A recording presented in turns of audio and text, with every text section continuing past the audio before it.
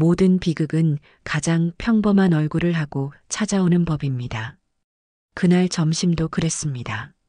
며칠간 지겹게 내리던 장맛비가 그치고 구름 사이로 해가 반짝 얼굴을 내민 그런 날이었어요. 저는 거실 소파에 앉아 무릎에 담요를 덮고는 멍하니 텔레비전을 보고 있었죠.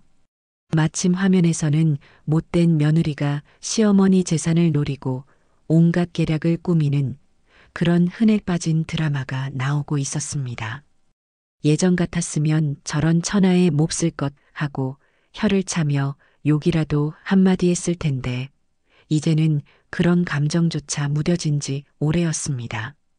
사람 사는 게 다 거기서 거기지 하는 냉소적인 생각만 들 뿐이었어요. 제 며느리 이주아는 드라마에 나오는 저 배우처럼 대놓고 소리를 지르거나 물건을 집어 던지지는 않았습니다. 그 애는 훨씬 더 교묘하고 영리한 방식으로 사람의 속을 뒤집어 놓는 재주가 있었거든요. 차라리 멱살이라도 잡고 싸우면 속이라도 시원할 텐데 주아는 늘 생글생글 웃는 얼굴 뒤에 서리빨 같은 칼날을 숨기고 있었죠. 그렇게 한참을 앉아 있는데 벼랑간 요란하게 전화벨이 울렸습니다. 화면에 선명하게 뜬 우리 며느리라는 글자를 보는 순간 심장이 이유 없이 쿵 하고 내려앉는 기분이었어요.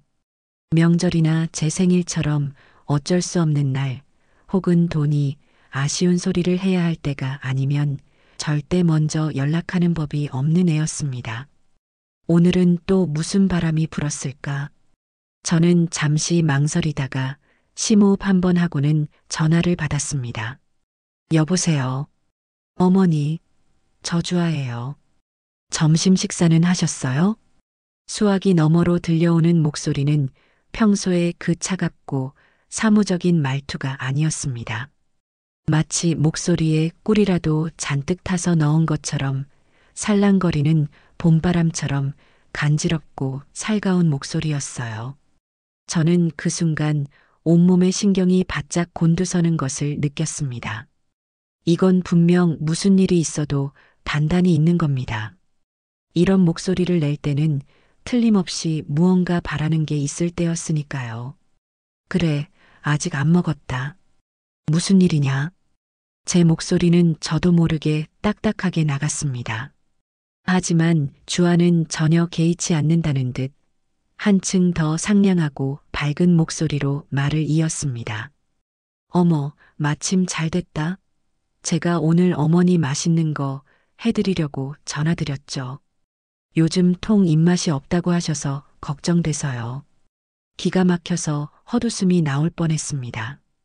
제가 입맛이 없다고 한 건 벌써 지난달의 이야기였고 그 말을 전해 들었을 때 주아의 반응은 나이 들면 다 그런 거죠. 뭘 그런 걸 다 신경 쓰세요라는 무심한 한마디가 전부였습니다. 그런데 이제 와서 새삼스럽게 걱정이 된다니. 저는 그 속셈이 궁금해져서 일단 잠자코 다음 말을 기다렸어요.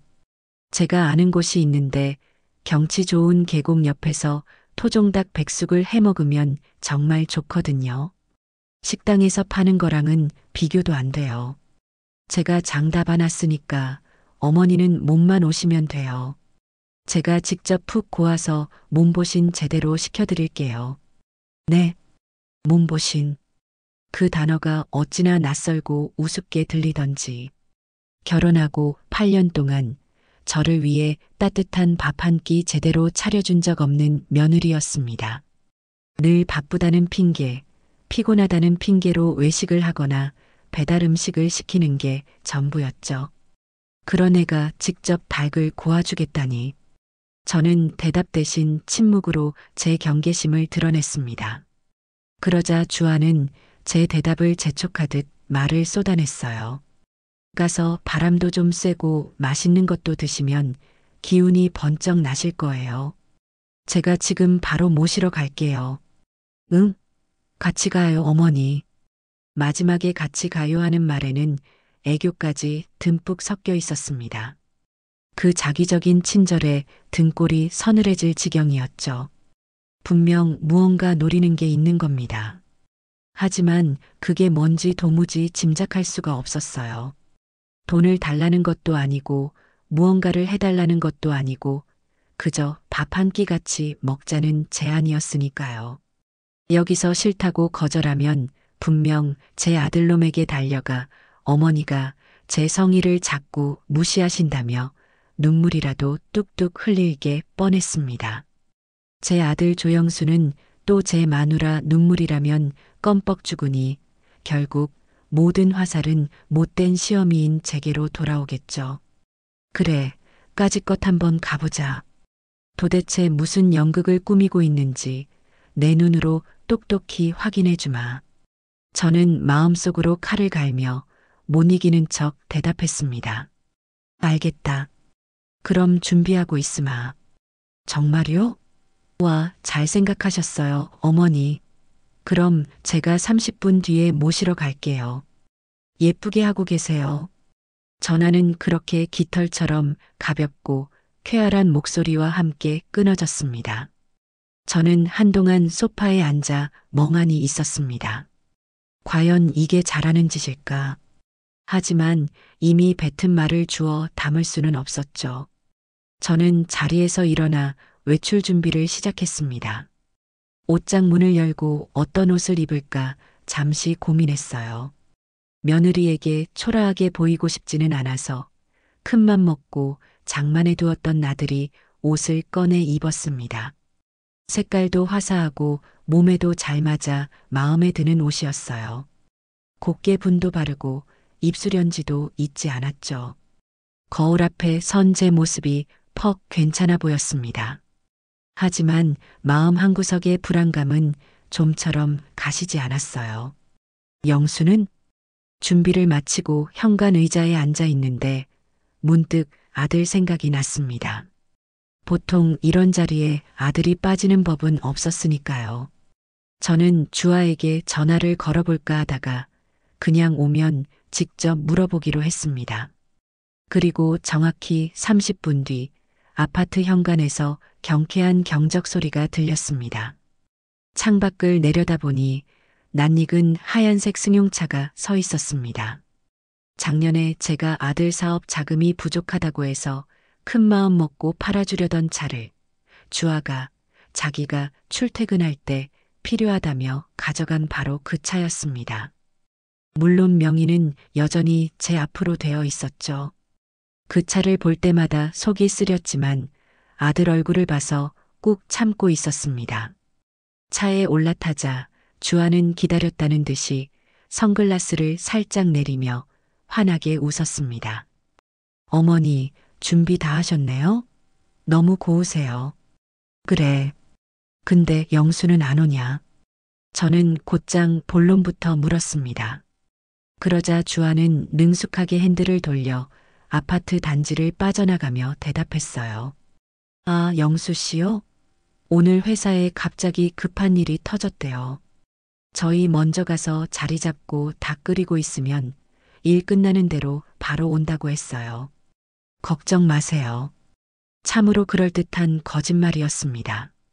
제 아들이 다니는 회사가 어떤 곳인지 저는 잘 알고 있습니다. 갑자기 터질 급한 일 같은 건 없는 그저 월급날만 기다리는 평범한 회사였죠. 하지만 저는 더 이상 묻지 않았습니다. 지금 여기서 따져봐야 입만 아플 테니까요. 차는 부드럽게 도로 위를 미끄러져 나갔습니다. 주아는 운전을 하는 내내 쉴 새 없이 떠들어댔어요. 어머니, 저 200세로 샀는데 어때요? 이번 신상인데 구하기가 얼마나 힘들었는지 몰라요. 영수 씨가 깜짝 선물로 사줬지 뭐예요. 조수석에 보란듯이 놓인 번쩍이는 가죽 가방을 가리키며 말하는 주아의 얼굴에는 자랑스러움이 가득했습니다. 저는 그 가방이 얼마짜리인지 굳이 묻지 않았습니다. 분명 제 아들이 허리가 휘도록 일해서 번 돈, 아니 어쩌면 제가 지난번에 보태준 그 돈으로 샀을지도 모르는 일이었죠. 그리고 저희 다음 달에는 유럽으로 여행 가기로 했어요. 파리랑 로마 가는데 벌써부터 얼마나 설레는지 몰라요. 어머니는 해외여행 가보신 적 없으시죠? 마치 제 속을 일부러 긁으려는 듯 주아는 해맑게 웃으며 물었습니다. 저는 평생 자식들 키우고 사느라 비행기는커녕 제주도 한번 제대로 가본 적이 없었습니다. 그 사실을 뻔히 알면서 저런 질문을 하는 저희가 괘씸했지만 저는 그저 창밖을 바라보며 아무렇지 않은 척 대답했어요. 나는 됐다. 너희들이나 재미있게 다녀오너라. 제 무덤덤한 반응이 재미없었는지 주아는 입을 삐죽거리더니 다른 화제로 넘어갔습니다. 새로 이사갈 아파트의 인테리어는 어떻게 할 것인지, 새로 살 가구는 어떤 브랜드가 좋은지, 전부 돈 자랑, 제 자랑뿐이었습니다.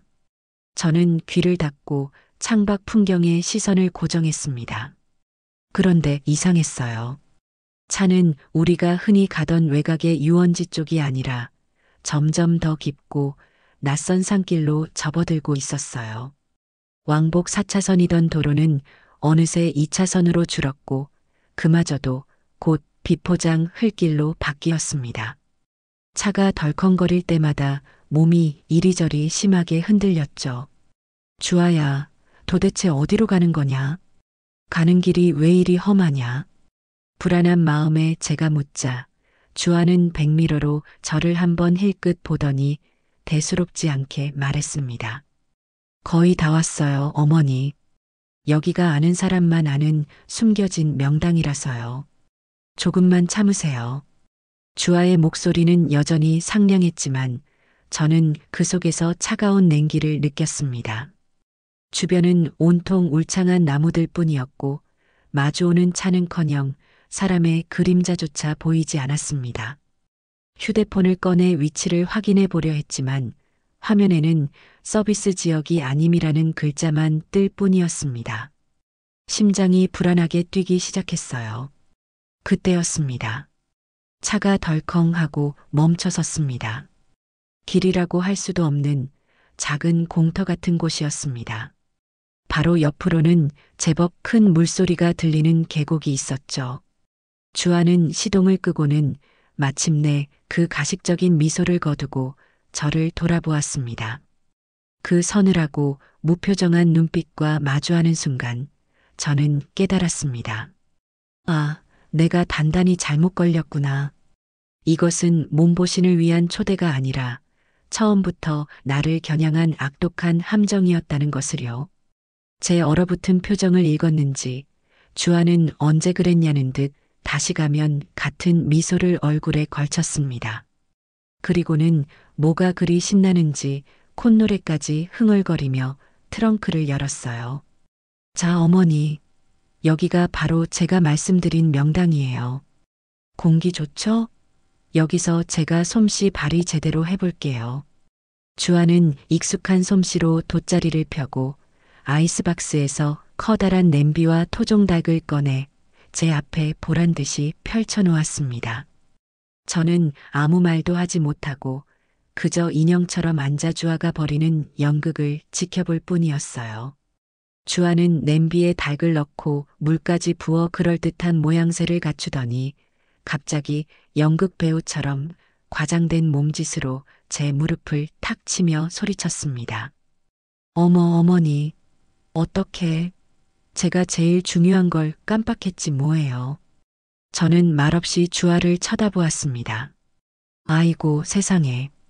백숙에 꼭 들어가야 하는 엄나무순을 안 가져왔어요. 이거 없으면 닭비린내도 나고 맛이 하나도 없는데 제가 이걸 빼먹다니 정말 정신이 없나 봐요. 주아는 머리를 감싸쥐며 안절부절 못하는 신용을 했습니다. 너무나 완벽하고 너무나 뻔뻔한 연기였죠. 저는 속으로 냉소를 삼키며 그 애가 다음 대사를 하기를 기다렸습니다. 아니나 다를까 주아는 금방이라도 울음을 터뜨릴 것 같은 표정으로 제 손을 잡으며 말했어요. 어머니, 정말 죄송한데 여기서 잠깐만 기다리고 계실래요? 여태까지 온 게 아까워서라도 그냥 갈 수는 없잖아요. 제가 지금 빨리 차 몰아서 읍내 장에 가서 엄나무 숲만 사올게요. 금방, 정말 눈 깜짝할 사이에 다녀올게요. 네. 저는 대답하지 않았습니다. 무슨 말을 할 수 있었을까요? 싫다고 하면 저를 여기에 버려두고 갈 것이고, 알겠다고 해도 저를 여기에 버려두고 갈 것이었습니다. 결과는 똑같았죠. 제 침묵을 긍정으로 받아들인 주아는 기다렸다는 듯이 벌떡 자리에서 일어났습니다. 그럼 저 진짜 빨리 다녀올게요, 어머니. 어디 가지 마시고 여기서 꼭 기다리셔야 해요. 아셨죠? 주아는 마지막까지 제 걱정을 하는 자상한 며느리 연기를 잊지 않았습니다. 그러고는 뒤도 돌아보지 않고 운전석에 올라 시동을 걸었어요. 주아의 하얀색 승용차가 뽀얀 흙먼지를 S자로 그리며 시야에서 완전히 사라지고 계곡에는 저 혼자 덩그러니 남겨졌습니다. 방금 전까지 제 귓전을 시끄럽게 울리던 자동차 엔진 소리가 사라지자 그 빈자리를 서늘한 계곡 물소리와 바람에 나뭇잎 스치는 소리가 순식간에 채웠어요. 너무나 갑작스럽게 찾아온 완벽한 정적에 오히려 귀가 먹먹해질 지경이었습니다. 저는 주아가 떠난 길 쪽을 한참 동안이나 멍하니 미동도 없이 바라보았습니다. 그래, 읍내장이 여기서 꽤 멀기는 하겠지. 이런 산골에 무슨 큰 마트가 있겠어. 꼬불꼬불한 길을 한참 내려가야 겨우 작은 가게 하나 나올 거야. 저는 애써 그렇게 가능한 한 긍정적으로 생각하며 불안하게 요동치는 마음을 다독였습니다. 주아가 연극 배우처럼 호들갑을 떨며 펼쳐놓고 간 돗자리 위에 조심스럽게 걸터 앉았어요. 보기에는 푹신해 보였지만 막상 앉아보니 얇기 짝이 없어서 축축하고 서늘한 땅의 기운이 그대로 전해져 오는 것이 느껴졌습니다. 옆에는 아직 냉기가 가시지 않은 커다란 아이스박스가 놓여 있었고 그 옆에는 오늘 처음 쓰는 듯 상표도 떼지 않은 번쩍이는 스테인리스 냄비가 자리하고 있었죠. 뚜껑을 열어볼까 하다가 그냥 두었습니다. 그 안에 든 목이 꺾인 채 누워있을 토종닭의 멀건 속살을 보고 싶지 않았기 때문이에요. 왠지 그 모습이 곧 닥쳐올 제 신세처럼 느껴져서 불길했습니다. 첫 1시간은 그런대로 견딜만 했습니다. 어쩌면 제 인생에서 정말 오랜만에 가져보는 완벽한 혼자만의 시간이었으니까요. 저는 억지로라도 이 상황을 즐겨보려 애썼습니다.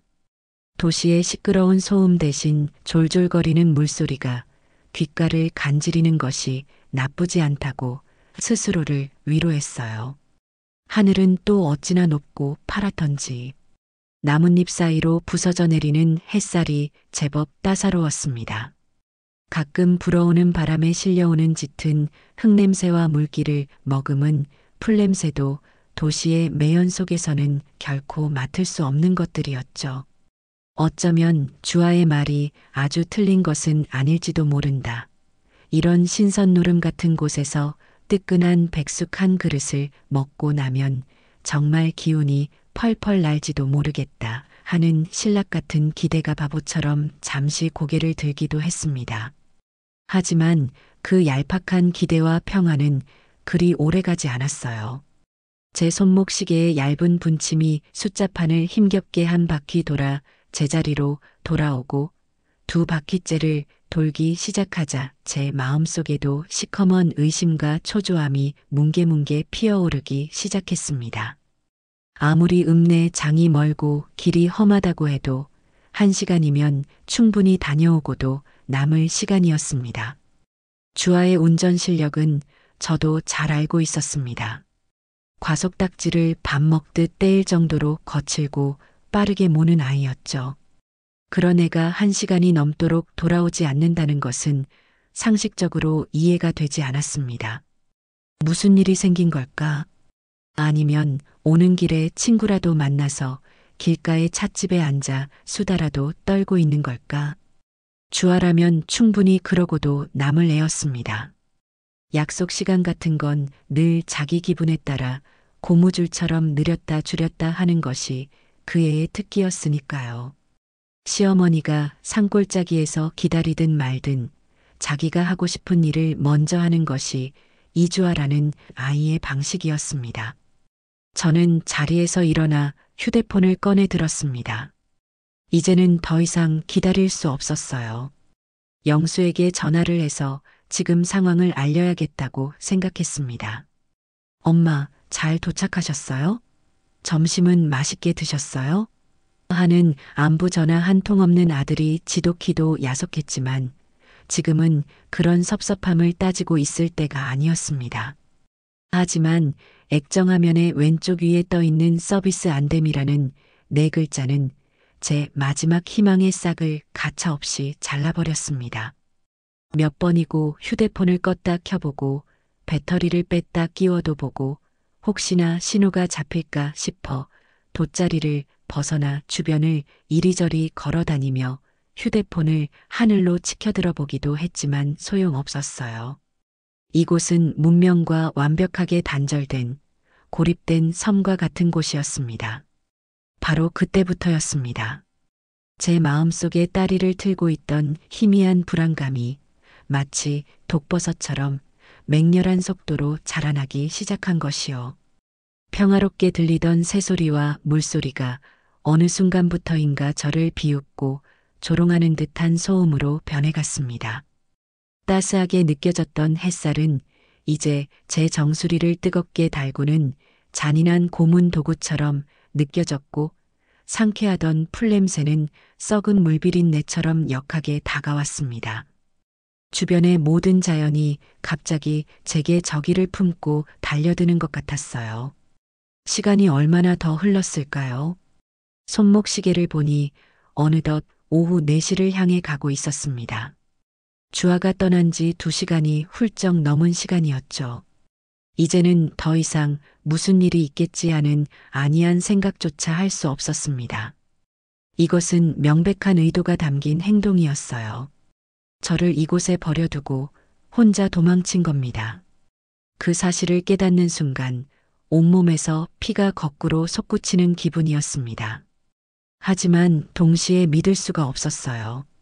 어떻게 사람이, 며느리가 아무리 남이라고는 하지만 한 아들의 아내라는 연을 맺은 며느리가 시어머니에게 이럴 수가 있을까? 아무리 제가 밉고 걸리적거리는 존재였다고 해도 사람 하나 없는 이런 깊은 산속에 늙은이를 버리고 갈 생각을 어떻게 할 수 있었을까요? 머릿속이 수만 가지 생각으로 뒤엉켜 터져버릴 것 같았습니다. 혹시 오다가 정말 끔찍한 사고라도 당한 것은 아닐까? 하지만 그렇다면 제게 연락이 왔을 겁니다. 아니면 아들에게라도요. 그렇다면 아들은? 내 아들 영수는 지금 어디서 무얼 하고 있을까? 자기 엄마가 이런 곳에 버려져 죽을 위기에 처한 줄도 모르고 제 마누라가 꾸며낸 달콤한 거짓말만 철석같이 믿은 채 태평하게 사무실 의자에 앉아 컴퓨터나 두드리고 있는 것은 아닐까? 어머니, 제가 잘 아는 친구분 댁에 모셔다 드렸어요. 저녁 맛있게 드시고 담소 나누시라고 했어요. 주아는 분명 제 아들에게 그렇게 혹은 그 비슷한 말로 둘러댔을 겁니다. 그리고 제 아들놈은 그래, 잘했어. 여보하고는 단 한 번도 제게 확인 전화조차 하지 않았겠죠. 그 생각을 하니 며느리에 대한 살인적인 분노보다 제 아들에 대한 서늘한 배신감이 더 크고 아프게 심장을 도려내는 것 같았습니다.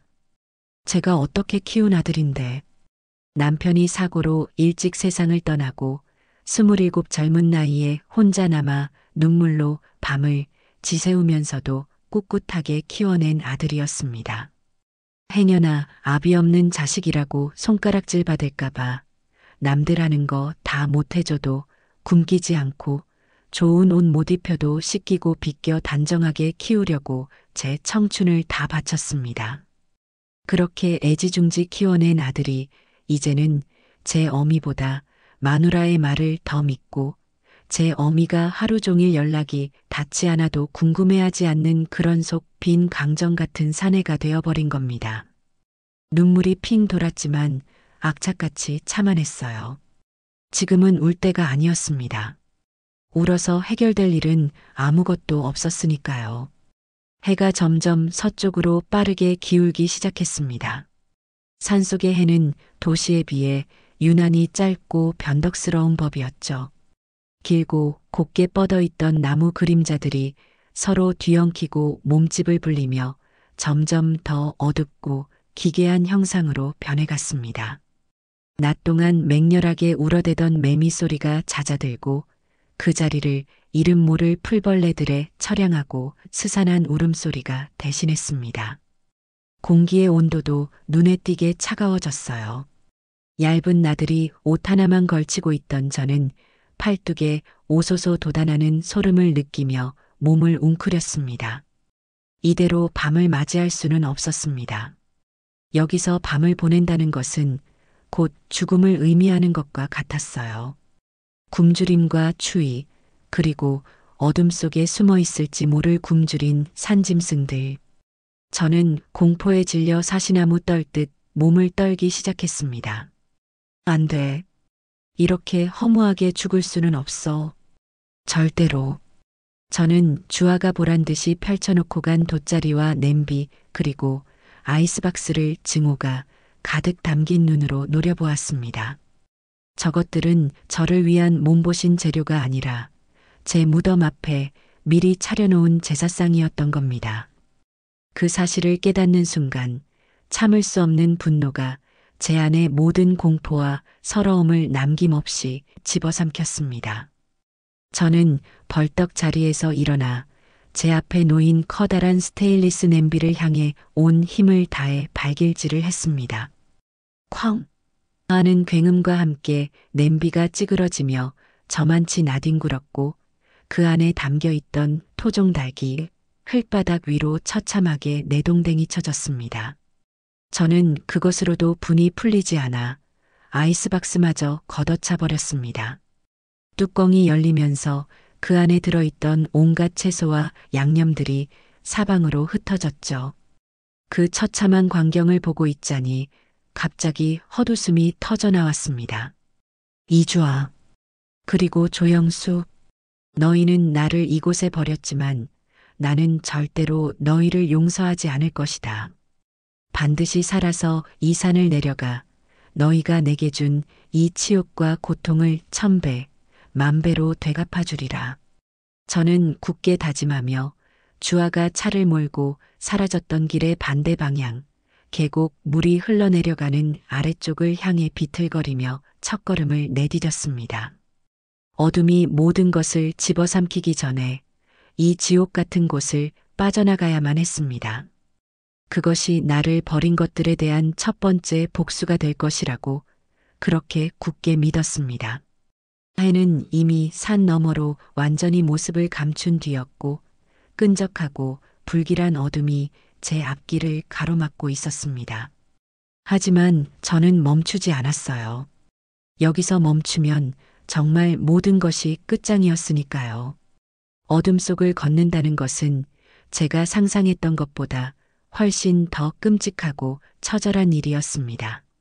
눈을 뜨나 감으나 똑같은 칠흑 같은 어둠 속에서는 방향 감각이란 것이 완전히 무용지물이 되더군요. 저는 오직 제 왼쪽에서 들려오는 희미한 계곡 물소리를 길잡이 삼아 넘어지지 않기 위해 안간힘을 쓰며 짐승처럼 내 발로 기다시피 나아갔습니다. 발밑에서는 마른 나뭇가지가 바삭하고 부러지는 소리가 났고 제 발에 채인 작은 돌멩이가 대구르로 굴러가 어둠 속으로 사라지는 소리가 고요함 속에서 유난히 크게 울렸어요. 그때마다 심장이 철렁 내려앉았습니다. 마치 어둠 속에 숨어있던 정체 모를 무언가가 제 존재를 알아채고 등 뒤에서 낄낄거리고 웃는 것 같은 끔찍한 착각이 들었기 때문이죠. 뻗어나온 나뭇가지에 뺨이 스쳐 따끔한 생채기가 났고 이끼 낀 돌부리에 미끄러져 몇 번이나 크게 넘어질 뻔했습니다. 평소에 운동 삼아 가볍게 오르내리던 동네 뒷산과는 차원이 다른 진짜 야생의 날 것 그대로의 산이었어요. 심장은 금방이라도 터져버릴 것처럼 격렬하게 뛰었고 등줄기에서는 식은땀이 비 오듯 흘러내렸어요. 하지만 저는 멈출 수 없었습니다. 멈추는 순간 저를 덮쳐오는 거대한 공포에 그대로 잡아먹혀 버릴 것만 같았거든요. 얼마나 걸었을까요? 시간 감각마저 무뎌져 얼마나 지났는지 알 수 없었지만 제 다리는 이미 제 것이 아닌 것처럼 느껴질 정도로 퉁퉁 붓고 감각 없이 후들거리고 있었습니다. 더 이상은 단 한 걸음도 뗄 수 없겠다고 생각하며 커다란 나무에 등을 기대고 잠시 숨을 고르던 그때였습니다. 제 손에 희망처럼 꽉 들려있던 휴대폰 화면이 문득 환하게 빛을 발하는 것이 보였어요. 스팸 문자 하나가 수신된 것이었습니다. 저는 제 눈을 의심하며 화면을 들여다보았습니다. 왼쪽 상단 늘 서비스 안됨이라는 절망적인 글자가 떠있던 그 자리에 안테나 표시가 마치 신의 계시처럼 희미하게 한 칸 떠있는 것이 아니겠어요. 아, 살았다. 저는 저도 모르게 마른 비명을 내뱉으며 마치 평생의 은인이라도 만난 것처럼 휴대폰을 두 손으로 보물처럼 꼭 붙들었습니다. 저는 떨리는 손가락으로 화면을 더듬어 제게 가장 익숙한 노란색의 카카오 택시 앱을 실행시켰어요. 이제 이 지긋지긋하고 끔찍한 산골짜기를 벗어날 수 있다는 희망에 부풀어 출발지를 현재 위치로 설정하고 목적지에 우리 집 주소를 입력했습니다. 제발, 제발, 단 한 대라도 좋으니 제발. 속으로 간절히 빌며 호출하기 버튼을 눌렀죠. 1분, 2분, 시간이 영원처럼 흘렀습니다. 하지만 제 간절한 바람과는 달리 잠시 후 화면에는 제가 세상에서 가장 보기 싫은 문장이 떠올랐습니다. 호출 가능한 택시가 주변에 없습니다. 그 메시지를 보는 순간 방금 전까지 저를 하늘 위로 띄워 올렸던 희망이 날카로운 바늘에 찔린 풍선처럼 펑 하고 터져버리는 기분이었습니다. 온몸의 힘이 거짓말처럼 쭉 빠져나가면서 그 자리에 그대로 주저앉고 말았습니다. 그래, 여긴 그런 곳이지. 택시가 올 리가 없는 세상의 끝과 같은 곳이지. 도시의 편리함에 너무나 익숙해져 잠시 잊고 있었던 겁니다. 저는 허탈한 웃음을 터뜨렸습니다. 문명은 그리고 세상은 저를 이렇게 또 한 번 철저하게 버리는구나 싶었어요. 그렇게 한참을 망연자실하게 앉아 있는데 설상가상으로 오른쪽 발목에서 찌릿하는 날카로운 전기가 흐르는 듯한 통증이 느껴졌습니다. 아까 넘어질 뻔했을 때 아무래도 단단히 접질렸던 모양이에요. 처음에는 경황이 없어 몰랐는데 긴장이 풀리고 온 신경이 발목으로 쏠리자 그제야 참을 수 없는 고통이 파도처럼 밀려오기 시작했습니다. 발목은 순식간에 제 주먹만큼 퉁퉁 부어올랐고 손을 대기만 해도 비명이 나올 정도로 아팠어요. 이제는 정말 걷는 것조차 불가능해졌습니다. 저는 차갑고 축축한 흙바닥에 주저앉은 채 그저 멍하니 소리 없는 어둠을 바라보았습니다. 이제 정말 끝이구나. 며느리와 아들놈의 얼굴이 차례로 떠올랐습니다. 그들은 지금쯤 따뜻한 집에서 저녁을 먹고 소파에 나란히 누워 텔레비전을 보며 웃고 있겠죠. 제가 이 차갑고 외로운 산속에서 서서히 죽어가고 있다는 사실은 까맣게 먼지한 톨만큼도 모른 채 말이에요. 서러움과 분노, 그리고 지독한 외로움이 한꺼번에 치밀어 올라 저는 어린아이처럼 소리내어 울기 시작했습니다. 그토록 이 악물고 참았던 눈물이 본물 터지듯 쏟아져 나왔어요. 영수야, 엄마 여기 있어. 영수야, 애타게 아들의 이름을 불러보았지만 대답은 들려오지 않았습니다. 그렇게 얼마나 울었을까요? 눈물마저 말라 더 이상 나올 것도 없다고 생각될 무렵이었습니다. 저 멀리 제가 내려온 방향의 어둠 속에서 아주 희미한 불빛 하나가 나뭇잎 사이로 어른거리는 것이 보였습니다. 처음에는 제가 너무 오래 울어서 헛것을 보는 줄 알았어요. 아니면 옛날 이야기 속에나 나오는 도깨비불 같은 것일지도 모른다고 생각했죠.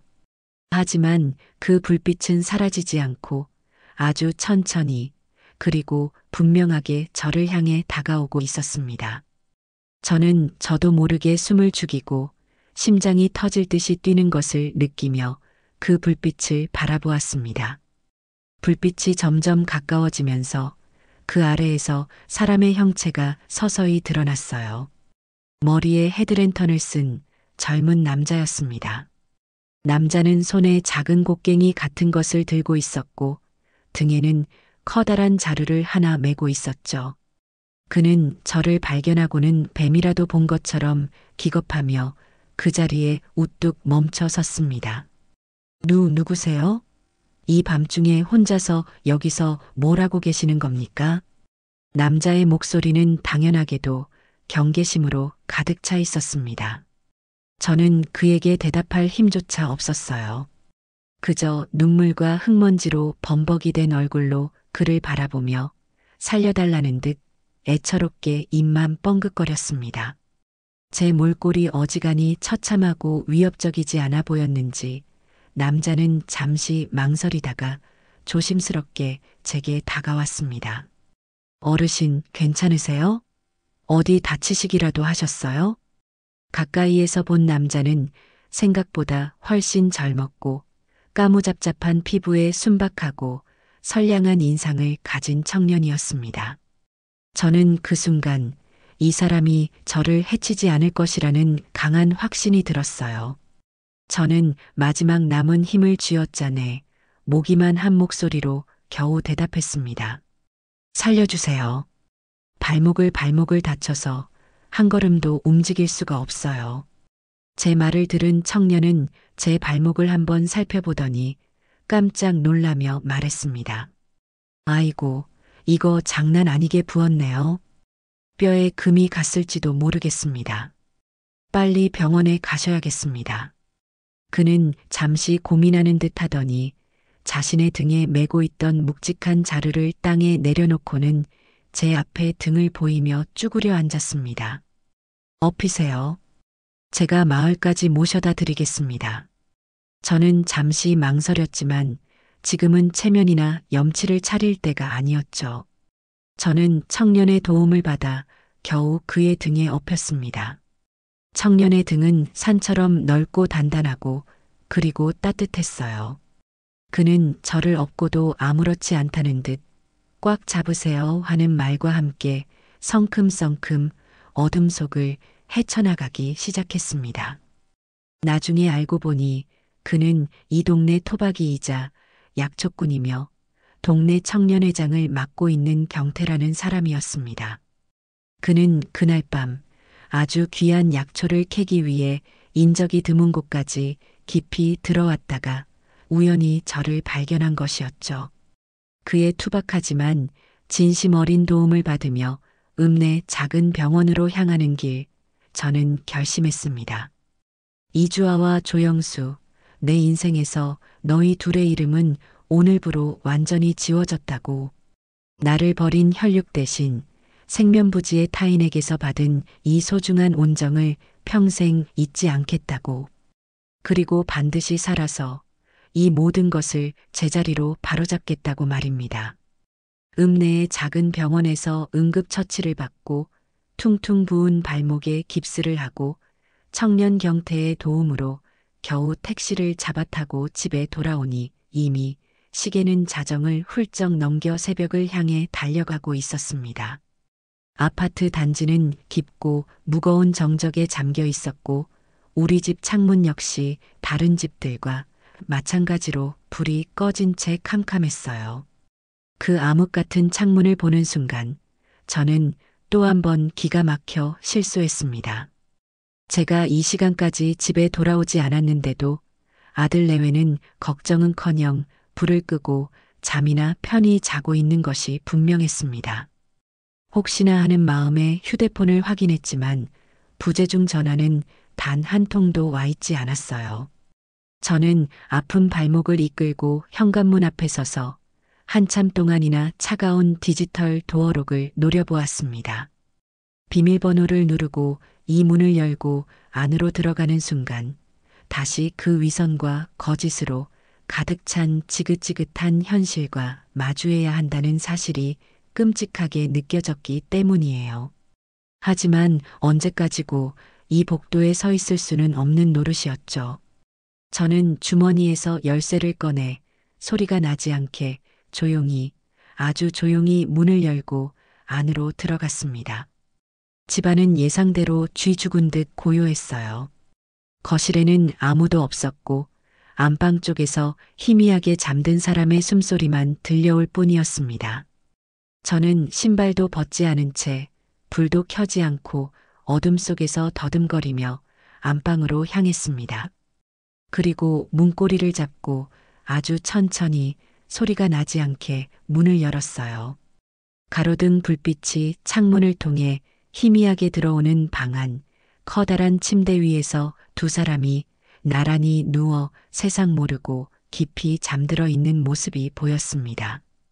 서로를 꼭 껴안은 채 세상에서 가장 평화롭고 행복한 부부의 모습이었죠. 자기들이 무슨 짓을 저질렀는지도 모른 채 저렇게 편안한 얼굴로 잠들어 있는 그들을 보는 순간 제 마음속에서 무언가 단단하고 차가운 것이 뚝 하고 부러지는 것이 느껴졌습니다. 마지막 남은 일말의 모정, 희미한 연민 같은 것들이 산산조각 나는 소리였습니다. 이제 제 안에는 오직 서늘한 분노와 냉정한 결심만이 칼날처럼 나를 세우고 있을 뿐이었습니다. 저는 그날 밤 뜬 눈으로 꼬박 밤을 새웠습니다. 아픈 발목을 소파 위에 올려놓고 꺼진 텔레비전 화면에 비친 제 자신의 모습을 멍하니 바라보았어요. 흙먼지가 잔뜩 묻고 군데군데 날카롭게 찢어진 옷, 나뭇가지에 긁힌 상처투성이인 얼굴과 팔 가리고 붕대를 두껍게 감은 퉁퉁 부은 발목. 제 모습은 마치 전쟁터에서 막 돌아와 모든 것을 잃은 패잔병 같았습니다. 하지만 저는 지지 않았습니다. 절대로 질 수 없었어요. 저는 밤새도록 앞으로 어떻게 해야 할지를 생각하고 또 생각했습니다. 동이 트자마자 안방으로 쳐들어가 잠자는 것들의 머리채를 휘어잡고 울고불고 소리를 지르는 것은 가장 어리석고 효과 없는 복수 방법입니다. 그런 감정적인 대응은 교활한 주아에게 어머니가 충격으로 정신이 이상해지셨다고 눈물로 호소하며 상황을 역전시킬 기회만 줄 뿐이죠. 저는 훨씬 더 차갑고 이성적이며 합법적인 방법으로 그들을 완벽하게 무너뜨려야 했습니다. 그들이 저보다 더 중요하게 생각하는 것들, 즉 돈과 남들에게 보이는 체면, 그리고 안락하고 편안한 삶을 하나씩 아주 철저하고 고통스럽게 빼앗아 와야 했습니다. 동쪽 하늘이 희미하게 밝아오기 시작할 무렵 저는 마침내 제 길고 긴 복수의 첫 단추를 어떻게 끼워야 할지 결정했습니다.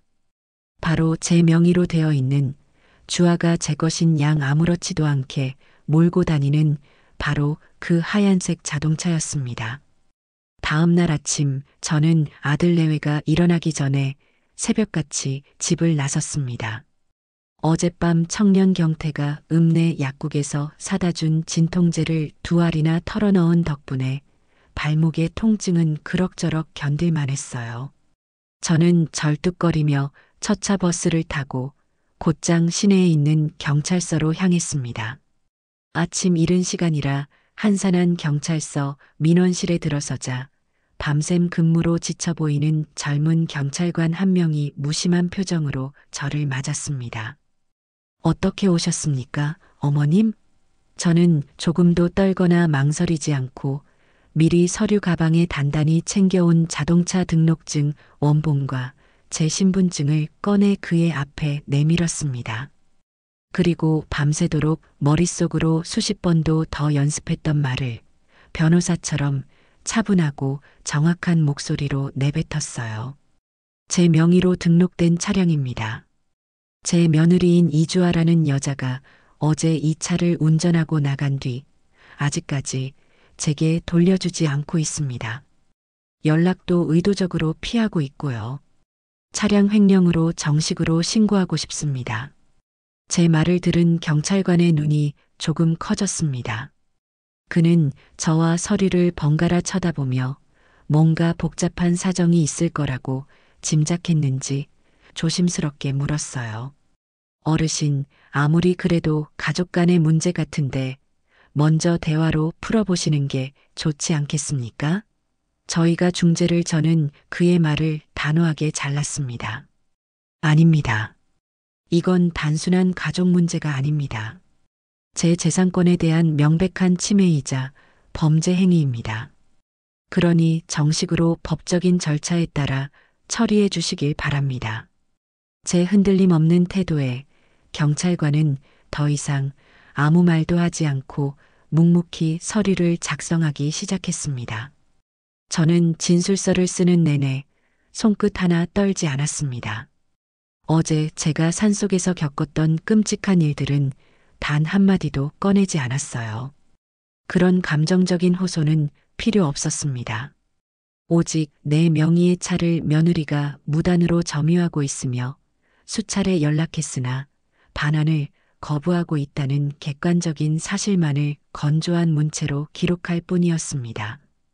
모든 절차를 마치고 서류에 지장을 찍고 경찰서를 나서는 순간 제 휴대폰이 미친 듯이 울리기 시작했습니다. 화면에는 내 아들이라는 세 글자가 떠 있었죠. 올 것이 왔구나. 저는 잠시 숨을 고른 뒤 경찰서 앞 벤치에 앉아 전화를 받았습니다. 어머니, 어머니, 이게 도대체 어떻게 된 거예요? 수화기 너머로 아들 영수의 다급하고 당황한 그리고 완전히 겁에 질린 목소리가 터져 나왔습니다. 저는 그 목소리를 들으며 어젯밤 침대에서 제 아내를 껴안고 평화롭게 잠들어 있던 그의 얼굴을 떠올렸어요. 경찰서에서 갑자기 주아를 찾는다고 연락이 왔어요. 어머니 차를 훔쳐갔다고 횡령이라는데 이게 다 무슨 말도 안 되는 소리예요. 어머니 어제 친구분 만나러 즐겁게 나가신 거 아니었어요? 아들의 목소리는 진심으로 아무것도 모르는 사람의 목소리였습니다.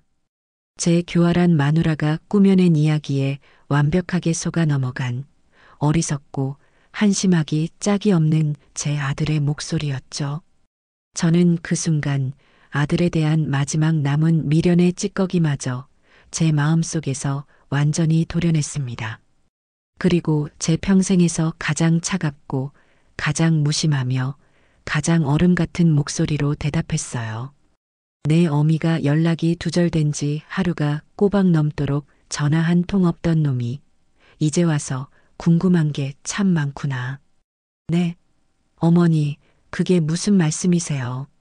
자세한 건 너가 세상에서 가장 사랑하고 철석같이 믿는 내 마누라한테 직접 물어봐라. 지금 어디서 누구랑 뭘 하면서 내 차를 끌고 돌아다니고 있는지. 저는 그 말만 남기고 아들이 무어라 더 변명하고 애원하기 전에 통화 종료 버튼을 눌러버렸습니다. 전화기를 귀에서 떼는 순간 제 심장이 차갑게 식어버린 것이 느껴졌습니다. 반격의 서막은 이제 막 올랐을 뿐이었습니다. 이제부터 시작될 피도 눈물도 없는 이 싸움에서 저는 절대로 지지 않을 것이라고 다시 한번 굳게 다짐했습니다. 경찰서를 나선 제 발걸음은 깁스를 한 발목이 무색할 정도로 가벼웠습니다. 아들의 전화를 그렇게 얼음장처럼 끊어버리고 나니 오히려 마음이 이상할 정도로 평온해졌어요. 지난 수십 년간 제 가슴을 짓누르고 있던 아들에 대한 책임감, 모정이라는 이름의 무거운 족쇄가 댕강하고 끊어져 나가는 기분이었습니다. 저는 더 이상 조영수의 엄마가 아니었습니다. 저는 그저 제 인생을 되찾기 위해 첫걸음을 내디딘 김덕자일 뿐이었죠. 이제 주사위는 던져졌습니다. 저는 경찰서 앞 벤치에 잠시 앉아 앞으로 벌어질 일들을 차분히 머릿속으로 그렸습니다. 지금쯤 아들놈은 제게 다시 전화를 할까 말까 발을 동동 구르며 안절부절 못하고 있겠죠. 그리고는 결국 제 아내인 이주아에게 전화를 걸어 자초지종을 물을 겁니다. 주아는 처음에는 무슨 소리냐며 딱 잡아떼다가 경찰서에서 연락이 왔다는 말에 그제야 사태의 심각성을 깨닫게 되겠죠. 하지만 그 교활한 아이는 분명 제 아들에게 또 다른 거짓말을 둘러댈 것이었습니다. 어머니가 오해하신 거야. 친구가 급한 일이 생겨서 잠깐 차를 빌려준 것뿐인데 어머니가 요즘 이상하시잖아 막 같은 말들로요. 그리고 제 어리석은 아들은 또다시 그 말을 믿고 싶어 하겠죠. 하지만 이번에는 소용없을 겁니다. 경찰이 움직이기 시작했으니까요. 저는 자리에서 일어나 근처의 허름한 국밥집으로 들어갔습니다. 어제 산속에서부터 굶은 터라 속이 텅 비어 허기지기도 했고 앞으로 벌어질 일들을 기다리려면 일단 체력부터 보충해야 했습니다. 뜨끈한 돼지국밥 한 그릇을 시켜놓고 창밖으로 분주하게 오가는 사람들을 멍하니 바라보았습니다. 모두들 저마다의 사연을 안고 바쁘게 살아가고 있겠죠. 저 역시 그저 평범한 엄마, 평범한 시어머니로 늙어가고 싶었습니다. 하지만 제 며느리와 아들은 제게 그런 평범한 행복마저 허락하지 않았어요. 국밥이 나왔지만 이상하게도 입맛이 돌지 않았습니다.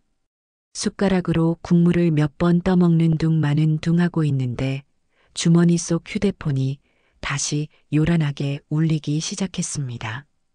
이번에는 모르는 번호였어요. 저는 직감적으로 경찰이라는 것을 알 수 있었습니다. 여보세요. 김떡자 어르신 되십니까? 네, 맞습니다. 여기 XX 경찰서입니다. 어르신께서 신고하신 차량, 지금 XX 백화점 주차장에서 발견했습니다. 운전자는 며느님인 이주아 씨가 맞는 것으로 확인되었고요. 경찰관의 목소리는 지극히 사무적이었지만 제게는 마치 승전보처럼 들렸습니다. XX 백화점이라면 이 도시에서 가장 크고 화려한 온갖 명품관이 들어서 있는 곳이었죠. 제 예상이 정확히 들어맞은 겁니다. 그 애는 제 명의로 된 차를 끌고 나가 친구들과 어울려 명품 쇼핑이나 즐기고 있었던 겁니다. 아, 네. 수고 많으십니다. 그럼 이제 어떻게 되는 건가요? 일단 이주아 씨를 임의동행해서 간단한 조사를 진행해야 합니다. 어르신께서도 잠시 경찰서로 다시 한번 와주실 수 있겠습니까? 차량을 인계받으셔야 하니까요. 알겠습니다. 지금 바로 가겠습니다. 전화를 끊고 저는 국밥값을 치르고 자리에서 일어났습니다. 경찰서로 가는 내내 제 머릿속에서는 한 편의 영화가 상영되고 있었어요. 화려한 백화점 1층 명품관, 눈부신 조명 아래에서 반짝이는 가방들을 구경하며 친구들과 까르르 웃고 있는 주아의 모습. 그러다 갑자기 걸려온 경찰의 전화에 하얗게 질려가는 얼굴. 그리고 주차장으로 내려왔을 때 자신의 차를 막아서고 있는 번쩍이는 경광등을 단 순찰차를 발견하고는 사색이 되었을 그 모습이 눈앞에 선하게 그려졌습니다. 주변을 지나가던 수많은 사람들이 무슨 일이야? 하며 수군거렸을 테고 함께 있던 친구들은 당황한 얼굴로 뒷걸음질 쳤겠죠. 주아가 그토록 중요하게 생각하고 목숨처럼 여기는 체면과 허영심이 대낮에 가장 화려한 장소에서 수많은 구경꾼들 앞에서 처참하게 짓밟히는 순간이었을 겁니다. 그것만으로도 어제 제가 산속에서 겪었던 공포와 외로움에 대한 작은 보상은 되겠다는 생각이 들었어요. 경찰서에 도착하니 아까 그 젊은 경찰관이 저를 맞았습니다. 그는 저를 형사과 사무실 한쪽으로 안내했어요. 사무실 안은 여러 명의 형사들과 민원인들로 어수선했습니다. 저쪽 구석에서 고개를 푹 숙인 채 앉아있는 주아의 뒷모습이 보였습니다. 화려하게 치장한 옷차림이 그곳의 삭막한 분위기와는 전혀 어울리지 않아 보였죠. 한 형사가 주아에게 무언가를 묻고 있었지만 주아는 그저 고개를 숙인 채 아무 말도 하지 않고 있었습니다. 저와 눈이 마주칠까 두려운 것이겠죠. 저는 일부러 주아가 있는 쪽은 쳐다보지도 않았습니다. 잠시 후 담당 형사라는 사람이 제게 다가와 간단한 경위를 설명해 주었습니다. 주아는 처음에는 친구 차를 빌려 탄 것이라고 거짓말을 하다가 경찰이 차량 명의와 제 신고 사실을 확인시켜 주자 그제야 입을 다물었다고 해요. 횡령죄가 성립될 수도 있는 사안이지만 가족 간의 문제이고 어르신께서 처벌을 원치 않으시면 훈방 조치로 마무리될 수도 있다고 했습니다. 저는 잠시 생각하다가 단호하게 말했습니다. 아닙니다. 저는 제 차를 돌려받고 싶을 뿐입니다. 그 사람이 처벌을 받든 말든 저는 상관없어요. 다만 다시는 이런 일이 없도록 법대로 처리해 주십시오. 제 말에 형사의 눈이 조금 놀란 듯 했지만 그는 이내 고개를 끄덕이며 알겠다고 했습니다.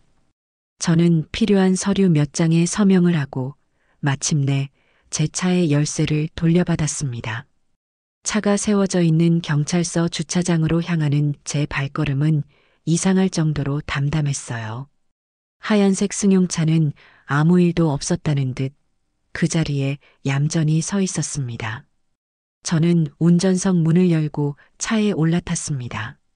차 안에서는 주아가 쓰는 독한 향수 냄새와 비싼 가죽 냄새가 뒤섞여 역겹게 풍겨왔습니다.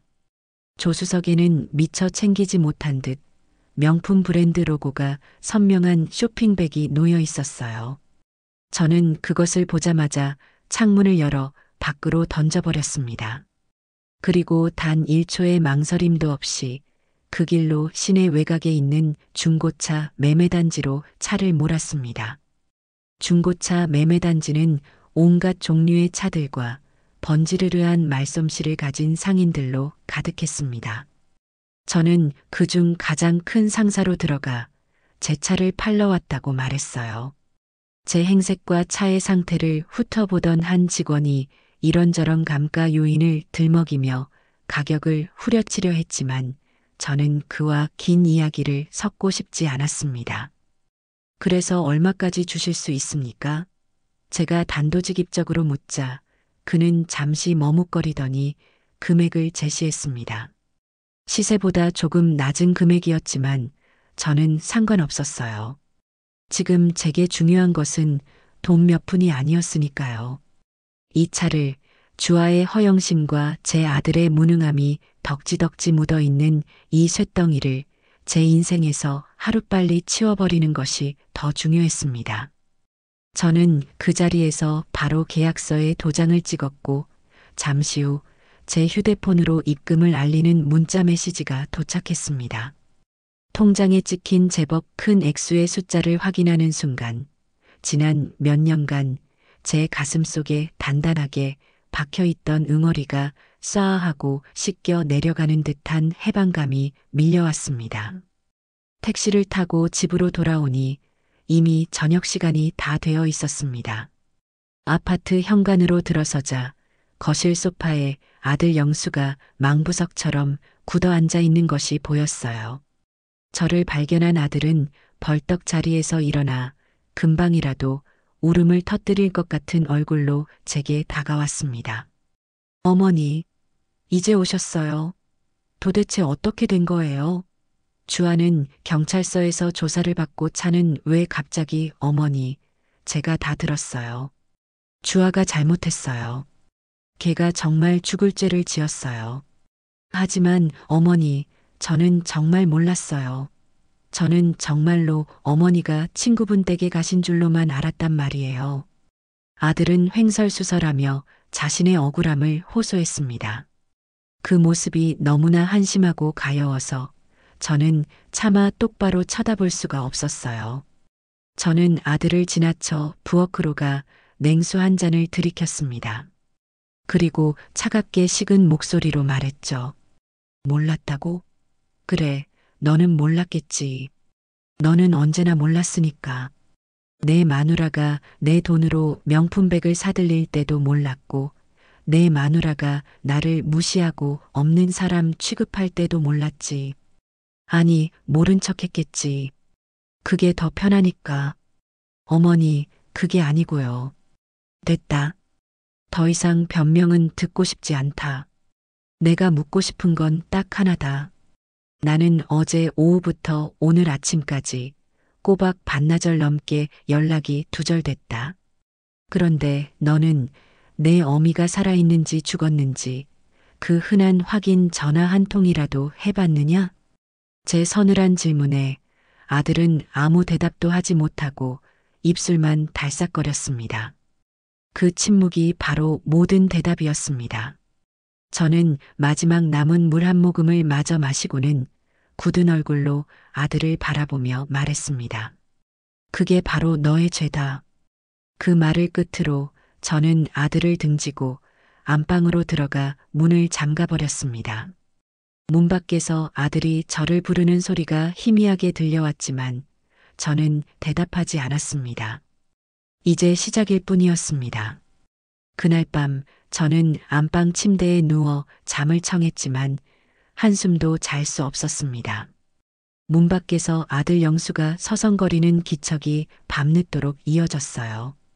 가끔씩 문을 두드리며 어머니, 문 좀 열어보세요 하고 애원하는 소리가 들려왔지만 저는 죽은 사람처럼 아무런 반응도 보이지 않았습니다. 제 마음은 이미 차갑게 굳어버린 뒤였습니다.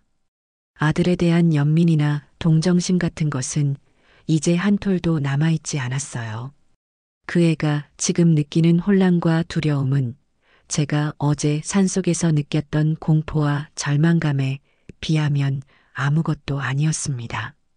날이 밝아오고 저는 뜬 눈으로 밤을 새운 몸을 일으켜 씻고 옷을 갈아입었습니다. 방문을 열고 나가자 거실 소파에서 웅크린 채 잠들어 있는 아들의 모습이 보였어요. 밤새 제대로 잠을 못 잤는지 얼굴은 헬쑥했고 입고 있던 옷은 잔뜩 구겨져 있었습니다. 그 모습이 처량해 보였지만 제 마음은 조금도 흔들리지 않았습니다. 제가 부엌에서 물을 마시는 소리에 아들이 부스스 눈을 떴습니다. 저를 발견한 아들은 소파에서 벌떡 일어나 죄인처럼 고개를 숙인 채 제 앞에 섰습니다. 어머니 밤새 안녕하셨어요? 그래. 제 대답은 짧고 차가웠습니다. 집안에는 무겁고 어색한 침묵이 흘렀어요. 아들은 제 눈치를 살피며 어쩔 줄 몰라 했습니다. 한참을 그렇게 서 있던 아들이 마침내 결심한 듯 입을 열었습니다. 어머니, 제가 어젯밤에 주아를 만나고 왔습니다. 그 사람이 다 사실대로 이야기했어요. 어머니를 계곡에 혼자 두고 온 거 정말 죄송합니다. 제가 대신 사죄드리겠습니다. 어머니, 정말 죄송합니다. 아들은 제 앞에 무릎이라도 꿇을 기세로 허리를 숙였습니다. 하지만 저는 그 사과를 받아줄 마음이 조금도 없었어요. 너의 사과는 필요 없다. 죄를 지은 건 내 마누라지. 너가 아니니까. 아니, 너도 죄가 있구나. 내 죄는 어리석음이지. 어머니, 일어나 앉아라. 할 이야기가 있다. 저는 식탁 의자를 빼내어 앉으며 아들에게도 맞은편에 앉으라고 손짓했습니다. 아들은 마지못해 의자에 걸터 앉았어요. 저는 밤새도록 생각했던 말을 판사가 판결문을 읽듯 차갑고 또렷한 목소리로 내뱉기 시작했습니다. 영수야, 내가 너에게 마지막 기회를 주려고 한다. 제 말에 아들의 눈이 희망으로 희미하게 빛나는 것이 보였습니다. 저는 그 불씨를 보고 싶지 않아 시선을 식탁 위에 고정한 채 말을 이었습니다. 이건 너를 용서하기 위해서가 아니다. 내 아들이라는 이유로, 내가 평생을 바쳐 키운 자식이라는 이유로 내가 너에게 베푸는 마지막 온정이다. 그러니 잘 들어라. 아들은 침을 꿀꺽 삼키며 제 다음 말을 기다렸습니다. 첫째, 지금 당장 가서 내 마누라 이주아를 데리고 와라. 그리고 바로 이 자리에서 내 앞에 무릎을 꿇고 진심으로 사죄하게 해라. 눈물 흘리며 용서를 비는 쇼를 하라는 게 아니다. 자기가 무슨 잘못을 했는지, 그로 인해 내가 어떤 고통을 겪었는지 자기 입으로 똑똑히 말하고 용서를 구하게 하라는 뜻이다. 저는 잠시 말을 끊고 아들의 얼굴을 쳐다보았습니다. 아들은 굳은 얼굴로 고개를 끄덕였어요. 둘째, 사죄가 끝나면 너희 두 사람은 이 집에서 너희들의 짐을 모두 빼서 당장 나가야 한다. 이 집은 내 남편이 너의 아버지가 평생을 바쳐 내게 남겨준 유산이고 내 명의로 된 내 집이다. 너희가 신혼집을 구할 돈이 없다고 해서 잠시 살게 해준 것뿐이지 너희에게 영원히 살라고 준 집이 아니야. 너희는 내 아들을 버리고 나를 기만한 대가를 치러야 한다. 어머니, 하지만 저희가 갑자기 어디로? 그건 너희 사정이지. 내게 묻지 마라. 월세방을 구하든 길거리에 나앉든 그건 너희가 알아서 할 일이다. 이 두 가지를 오늘 해가 지기 전까지 내 앞에서 약속하고 이행한다면 나는 너의 어리석었던 죄를 한 번 눈 감아주겠다. 그리고 내 마누라가 저지른 죄값도 더 이상 묻지 않으마. 하지만 만약 이 약속을 지키지 못한다면 저는 말을 멈추고 서늘한 눈빛으로 아들을 똑바로 쳐다보았습니다. 그때는 너와 나 사이에 남은 마지막 인연의 끈마저 완전히 끊어버릴 것이다. 너는 더 이상 내 아들이 아니고 나는 더 이상 내 어미가 아니다. 우리는 완벽한 남이 되는 거다. 알아들었느냐? 제 최후 통첩에 아들의 얼굴은 하얗게 질려 있었습니다. 하지만 그는 다른 선택지가 없다는 것을 알고 있었죠. 한참을 망설이던 아들은 마침내 작은 목소리로 대답했습니다. 알겠습니다, 어머니. 주아를 데리고 오겠습니다. 아들은 그렇게 대답하고는 비틀거리는 걸음으로 현관을 나섰습니다. 저는 굳게 닫힌 현관문을 한참 동안이나 바라보았습니다. 이것은 아들에게 주는 마지막 시험이었습니다. 과연 그 애가 썩어 빠진 자기 아내의 손을 놓고 제 어미의 손을 다시 잡을 수 있을지 확인하는 마지막 관문이었죠. 하지만 솔직히 말해 저는 큰 기대를 하지 않았습니다. 저는 소파에 앉아 시계 초침이 움직이는 소리를 들으며 아들을 기다렸습니다. 1시간이 지나고 2시간이 지났어요. 해는 이미 중천에 떠 있었지만 아들에게서는 아무런 연락도 오지 않았습니다. 저는 아들이 지금 어디서 무엇을 하고 있을지 눈을 감고도 훤히 알 수 있었습니다. 아마도 주아의 집에 찾아가 제 말을 전하며 설득하고 있겠죠. 하지만 주아가 어떤 아이입니까? 순순히 자기 잘못을 인정하고 무릎을 꿇을 위인이 아니었습니다. 오히려 눈물을 뚝뚝 흘리며 당신 어머니가 지금 우리 사이를 이간질하려고 쇼를 하는 거 안 보여? 내가 여기서 무릎을 꿇으면 우리는 정말 모든 걸 잃고 길거리에 나앉게 될 거야. 당신 정말 그걸 원해? 라며 아들의 동정심에 호소하며 그를 교묘하게 조종하고 있을 것이 틀림없었습니다. 그리고 제 어리석은 아들은 또다시 아내의 눈물 앞에서 갈팡질팡하며 흔들리고 있겠죠. 제 예상은 정확히 들어맞았습니다. 오후 늦게 초인종 소리가 들리고 문을 열자 그곳에는 아들이 혼자 서 있었습니다. 주아는 보이지 않았어요. 아들의 얼굴은 완전히 넋이 나간 사람처럼 허옇게 떠 있었고 두 눈은 초점을 잃고 방황하고 있었습니다. 저는 그 표정만 보고도 모든 것을 알 수 있었습니다. 주아는 어디 있느냐? 제가 차갑게 묻자 아들은 제 눈을 피하며 우물쭈물 대답했습니다. 어머니, 그게 주아가 지금 너무 충격을 받아서요. 어제 경찰서 일 때문에 정신이 하나도 없어서 사람을 만날 상태가 아니라고 합니다. 그러니 며칠만 시간을 좀 주시면 안 될까요? 제가 잘 설득해서 꼭 데리고 오겠습니다. 그 말을 듣는 순간 제 마음속에 남아있던 마지막 기대의 불씨마저 완전히 꺼져버렸습니다. 저는 허탈한 웃음을 터뜨렸어요. 한심하고 어리석고 구제불능인 내 아들. 결국 너는 내 어미가 준 마지막 기회마저 제 발로 걷어차 버리는구나. 됐다. 이제 너의 대답은 충분히 들었다. 저는 아들을 밀치고 집 안으로 들어와 곧장 전화기를 들었습니다. 그리고 미리 알아봐 두었던 변호사 사무실의 번호를 눌렀어요. 아들이 당황해서 제 팔을 붙잡았지만 저는 그 손을 차갑게 뿌리쳤습니다. 여보세요? 네, 변호사님. 저 김덕자라고 합니다. 오전에 상담 예약했던 사람인데요. 네, 명도소송 관련해서요. 지금 바로 진행하고 싶습니다. 서류는 제가 다 준비해 두었습니다. 수화기 너머로 변호사의 목소리가 들려왔지만 제 시선은 오직 제 앞에 서 있는 아들의 얼굴에 고정되어 있었습니다. 아들의 얼굴은 이제 하얀색을 넘어 잿빛으로 변해 있었습니다. 그는 제가 지금 무슨 짓을 하고 있는지 깨닫고 절망적인 표정으로 저를 바라보았어요.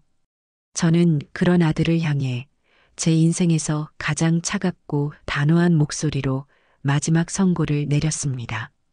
내 어미를 산속에 버린 여자와 그 어미가 준 마지막 기회 앞에서조차 망설이는 너. 둘 다 똑같다. 이제 법대로 하자. 너희들이 그렇게 편안하게 살던 그 집, 내일부터는 더 이상 너희 집이 아닐 것이다. 변호사를 선임한 이후의 일들은 놀라울 정도로 신속하고 정확하게 진행되었습니다. 저는 변호사의 지시에 따라 필요한 서류들을 준비했고, 변호사는 제 대리인으로서 법원의 명도소송 소장을 접수했어요. 명도소송이라는 제 평생 들어볼 일 없을 것 같았던 낯선 법률 용어가 이제 제 일상이 되었습니다. 소장이 접수되고 며칠 지나지 않아 법원에서 보낸 서류가 아들 내외가 살고 있는 집으로 송달되었습니다. 아마 그 서류를 받아든 아들과 며느리의 얼굴이 어땠을지는 보지 않아도 훤했죠. 아마 주아는 길길이 날뛰며 제게 저주를 퍼부었을 테고 아들은 그 사이에서 어쩔 줄 몰라 하며 괴로워했을 겁니다. 그들은 저를 찾아오거나 전화를 걸어 애원하고 협박했지만 저는 일절 응대하지 않았습니다. 모든 대화는 제 변호사를 통해서만 하라고 차갑게 말할 뿐이었죠. 시간은 제 편이었습니다. 그 집은 등기부등 본상으로도 명백한 제 소유의 재산이었고 아들 내외는 아무런 권리 없이 거주하고 있는 무단 점유자에 불과했습니다. 법정 다툼으로 가봤자 그들에게는 아주 작은 승산조차 없었어요. 결국 법원은 제 손을 들어주었고 아들 내외에게 퇴거를 명령하는 판결을 내렸습니다. 하지만 그들은 순순히 물러나지 않았어요. 어떻게든 버텨보려고 온갖 핑계를 대며 시간을 끌었습니다. 저는 그런 그들을 더 이상 기다려주지 않았습니다. 변호사를 통해 법원에 강제 집행을 신청했고 마침내 운명의 그날이 다가왔습니다. 강제 집행이 이루어지던 날 저는 일부러 그 집 근처에 가지 않았습니다. 대신 멀리 떨어진 동네 카페 창가에 앉아 변호사가 보내주는 문자 메시지로 상황을 전해 들었어요. 아침 일찍 법원에서 나온 집행관들과 이삿짐센터 직원들이 아파트 앞에 도착했습니다. 집행관들이 문을 두드렸지만 안에서 아무런 반응이 없자 결국 열쇠 수리공을 불러 강제로 문을 열고 집 안으로 들어갔다고 해요. 그제야 잠에서 깬 듯 부스스한 모습으로 나온 아들과 며느리는 집안에 들이닥친 낯선 사람들을 보고는 경악을 금치 못했겠죠.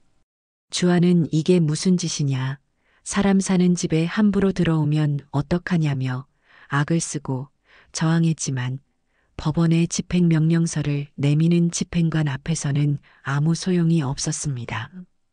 이삿짐 센터 직원들은 묵묵히 그들의 짐을 하나씩 밖으로 꺼내기 시작했습니다.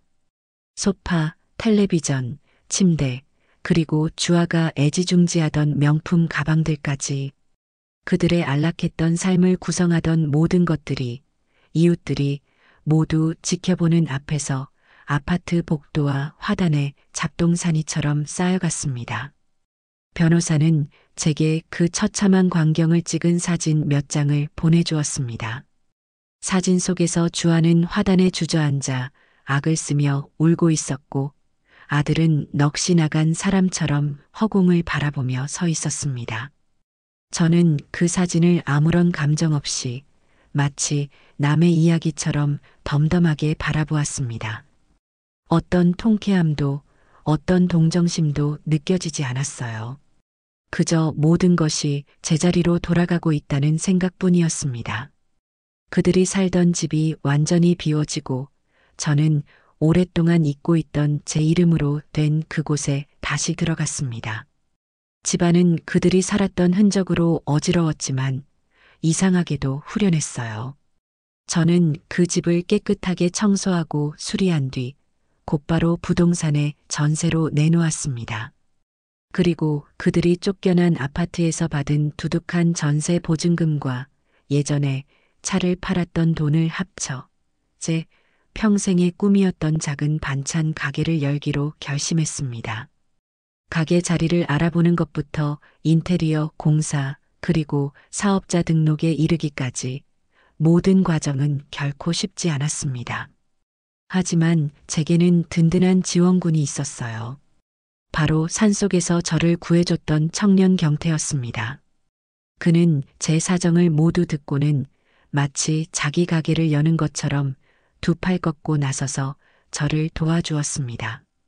그는 젊은 사람답게 인터넷으로 좋은 매물을 찾아주었고 발품을 팔아 인테리어 업자들과 가격을 흥정해 주었으며 복잡한 서류 작업까지 도맡아 처리해 주었어요. 그의 도움이 없었다면 저는 아마 시작도 못했을 겁니다. 마침내 동네 시장 한쪽에 아담하고 깨끗한 제 가게가 문을 열었습니다. 김덕자 손맛이라고 쓰인 간판을 제 손으로 직접 다는 날 저는 저도 모르게 눈물이 핑 돌았습니다. 남편의 아내, 영수의 엄마가 아닌 오롯이 제 이름 석자를 걸고 시작하는 제 인생 2막이 시작되는 순간이었죠. 처음에는 가게 운영이 서툴렀지만 저는 진심을 다해 음식을 만들었습니다. 좋은 재료를 아끼지 않았고 제 어머니에게서 배운 옛날 방식 그대로 정성을 다해 반찬을 만들었어요. 제 진심이 통했는지 입소문을 타고 가게는 조금씩 자리를 잡아가기 시작했습니다. 하지만 제 행복을 그냥 내버려 둘 수 없었던 사람이 있었죠. 바로 이주아였습니다. 모든 것을 잃고 앙심을 품은 주아는 비열한 방법으로 제게 복수하기 시작했습니다. 인터넷 동네 맘카페나 맛집 앱에 익명으로 글을 올려 제 가게 반찬에서 벌레가 나왔다는 둥, 유통기한이 지난 재료를 쓴다는 둥, 터무니없는 악성 리뷰를 달기 시작한 겁니다. 처음에는 그런 글들이 몇 개 올라왔을 때 저는 억울해서 밤잠을 설쳤습니다. 하지만 저는 더 이상 예전의 김덕자가 아니었어요. 저는 당황하지 않고 변호사의 조언에 따라 모든 악성 게시글과 댓글들을 날짜와 시간까지 꼼꼼하게 캡처해서 증거로 모았습니다. 그리고 그 증거들을 가지고 주아를 허위사실 유포에 의한 명예훼손 및 업무방해 혐의로 고소했습니다. 경찰 조사를 받게 된 주아는 처음에는 발뺌했지만 제가 제출한 명백한 증거들 앞에서 결국 자신의 범행을 시인할 수밖에 없었습니다. 결국 주아는 법원으로부터 벌금형을 선고받았고 그 사실이 동네에 알려지면서 완전히 매장당하고 말았습니다. 비열한 복수의 끝은 결국 그녀 자신의 자멸이었던 겁니다.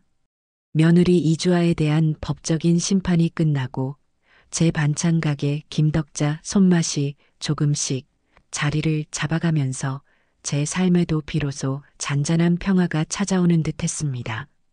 가게 일은 고되고 힘들었지만 제 손으로 직접 만든 음식을 손님들이 맛있게 드셔주시는 것을 보는 것만으로도 지난 세월의 상처가 조금씩 치유되는 기분이었어요.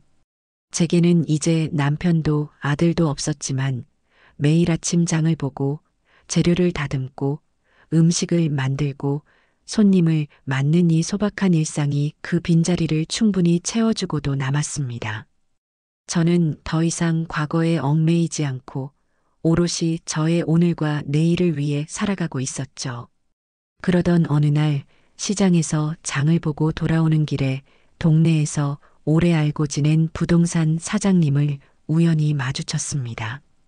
그분은 제게 안부를 묻더니 이내 조심스러운 표정으로 입을 열었어요.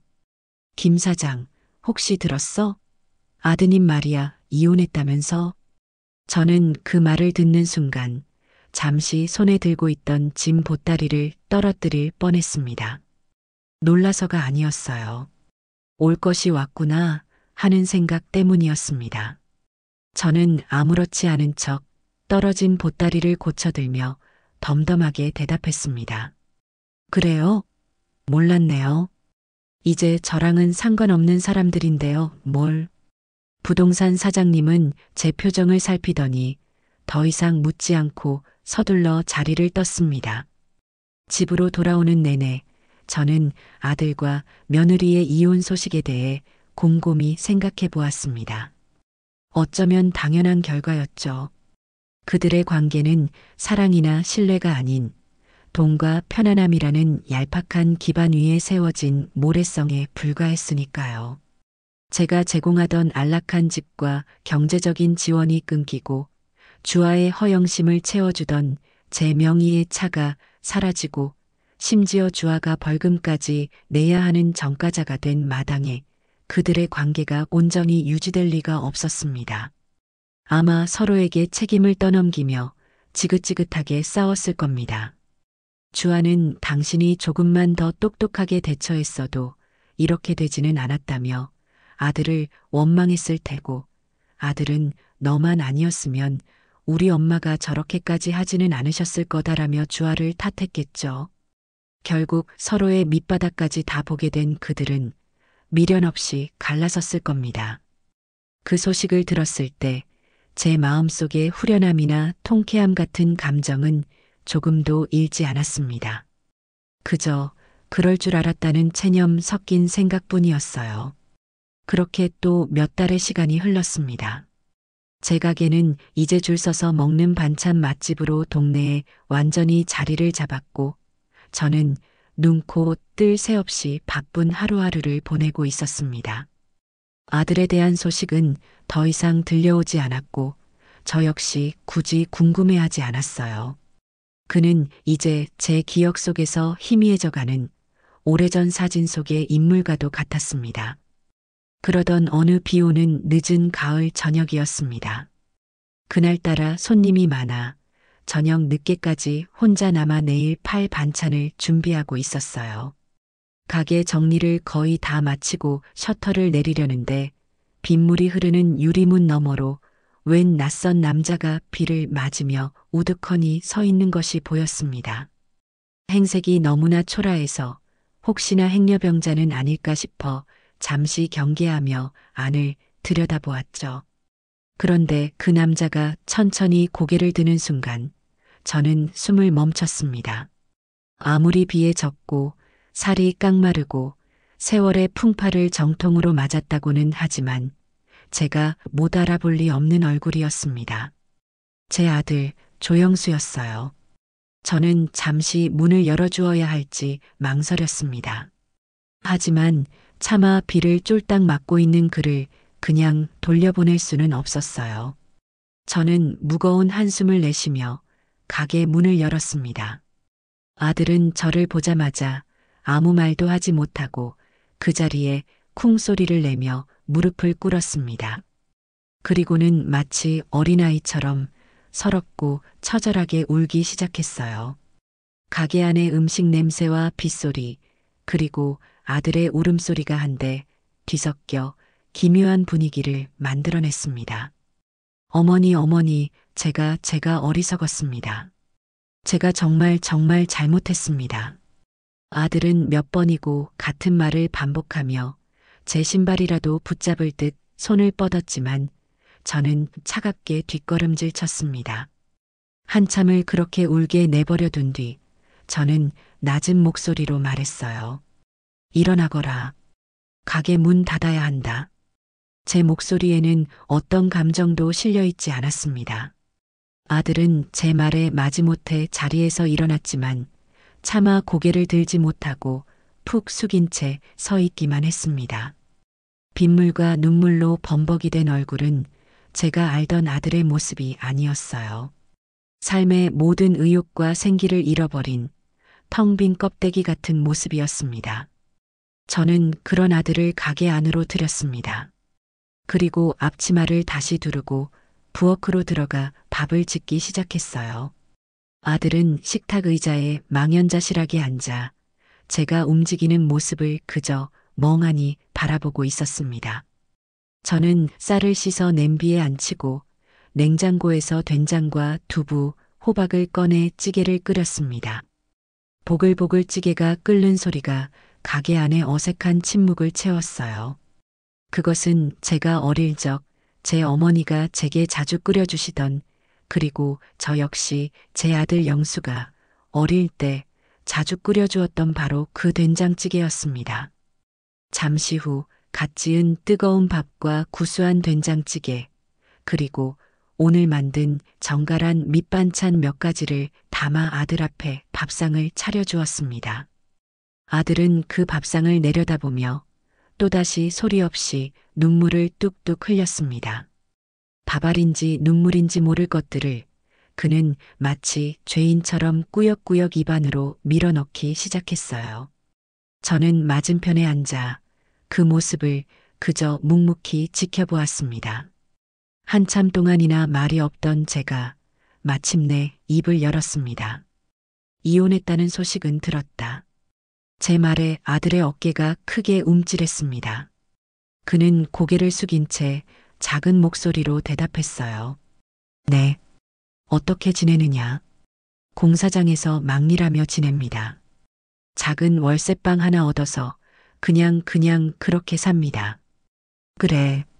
저는 더 이상 아무것도 묻지 않았습니다. 모든 것을 잃고 폐인이 된 아들의 모습이 가슴 아프지 않았다면 거짓말이겠죠. 하지만 저는 이미 오래전에 그를 제 마음속에서 떠나보낸 뒤였습니다.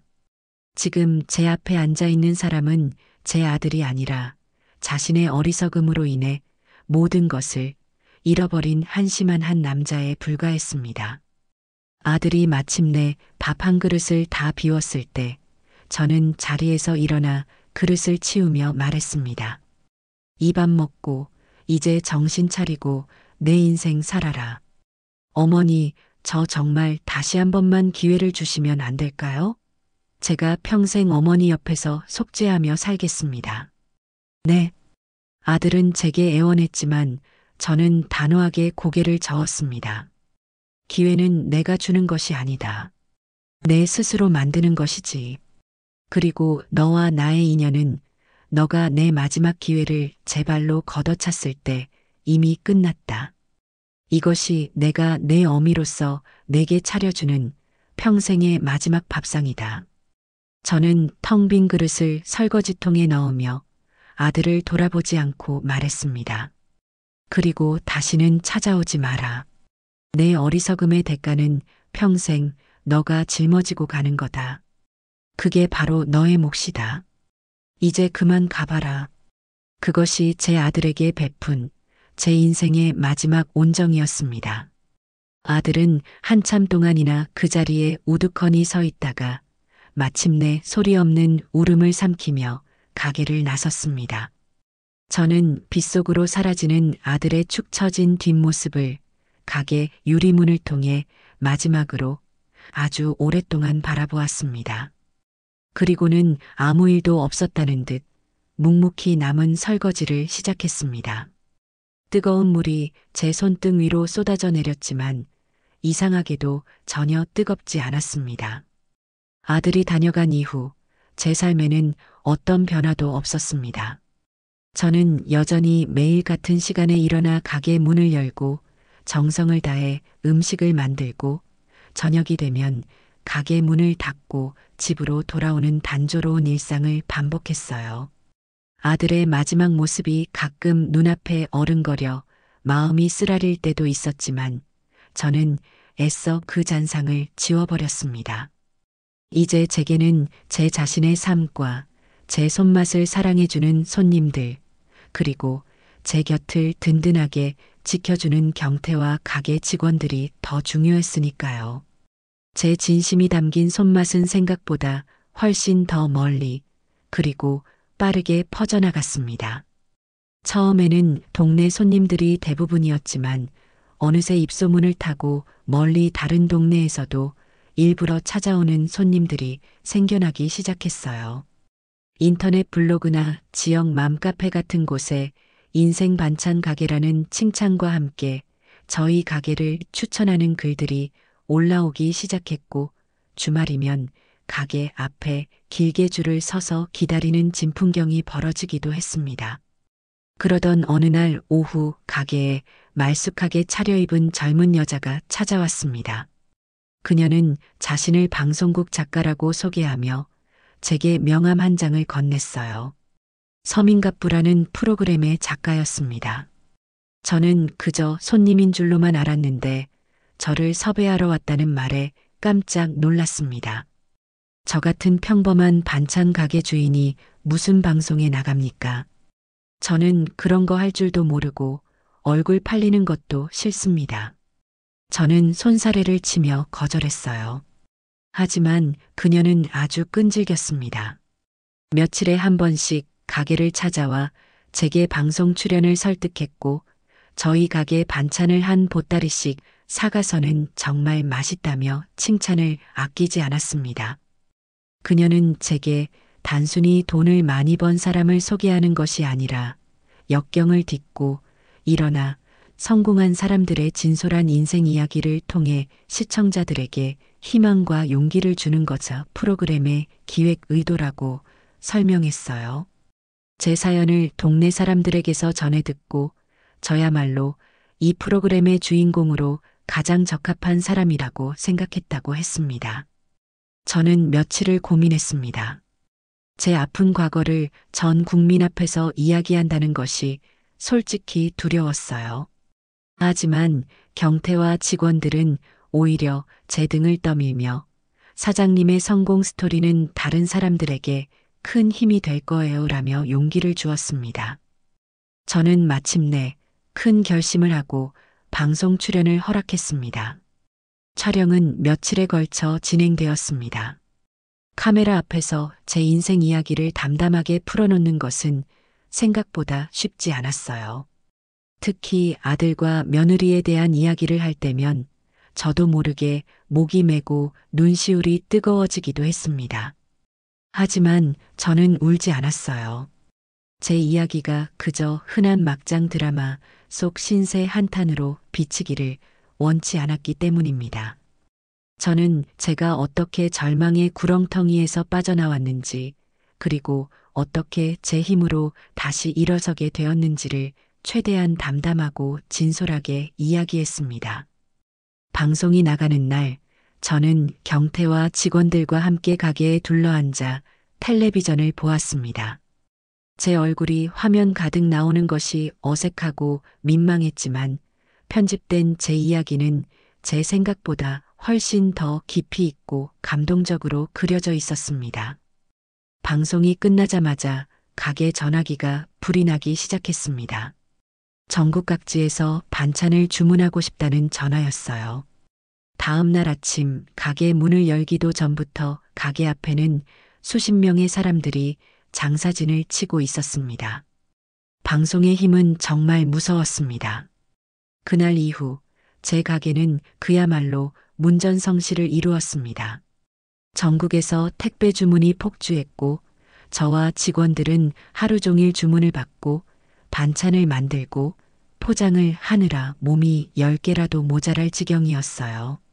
저는 직원을 더 뽑아야 했고 가게 옆에 작은 창고까지 빌려 작업 공간을 넓혀야 했습니다. 힘들었지만 제 손맛을 인정받고 제 노력이 결실을 맺는다는 생각에 하루하루가 행복하고 감사했습니다. 돈도 제법 많이 벌었어요. 평생 제 손에 쥐어본 적 없는 큰 돈이 통장에 쌓이는 것을 보며 저는 묘한 기분을 느꼈습니다. 그리고 저는 그 돈으로 아주 중요한 결심을 하게 되었죠. 바로 제가 새들어 장사하고 있는 이 작은 상가 건물을 통째로 사들이기로 한 겁니다.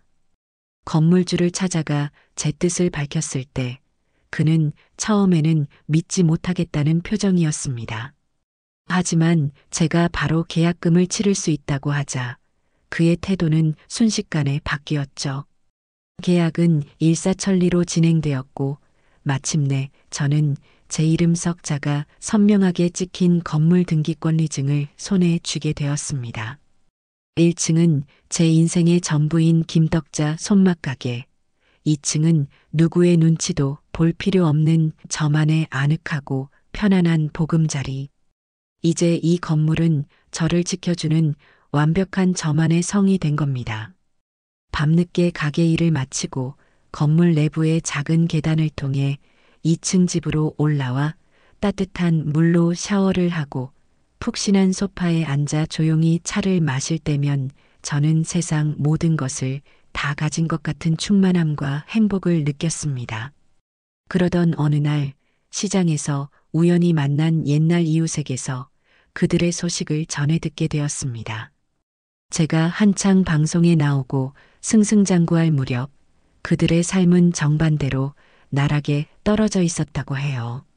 주아는 명예훼손 벌금을 감당하지 못해 닥치는 대로 아르바이트를 전전하며 힘겹게 살고 있고 그마저도 성실하지 못해 한 곳에 오래 붙어 있지 못한다고 했습니다. 아들 영수는 여전히 작은 공장에서 묵묵히 일하며 자신의 죗값을 치르듯 살아가고 있다고 했어요.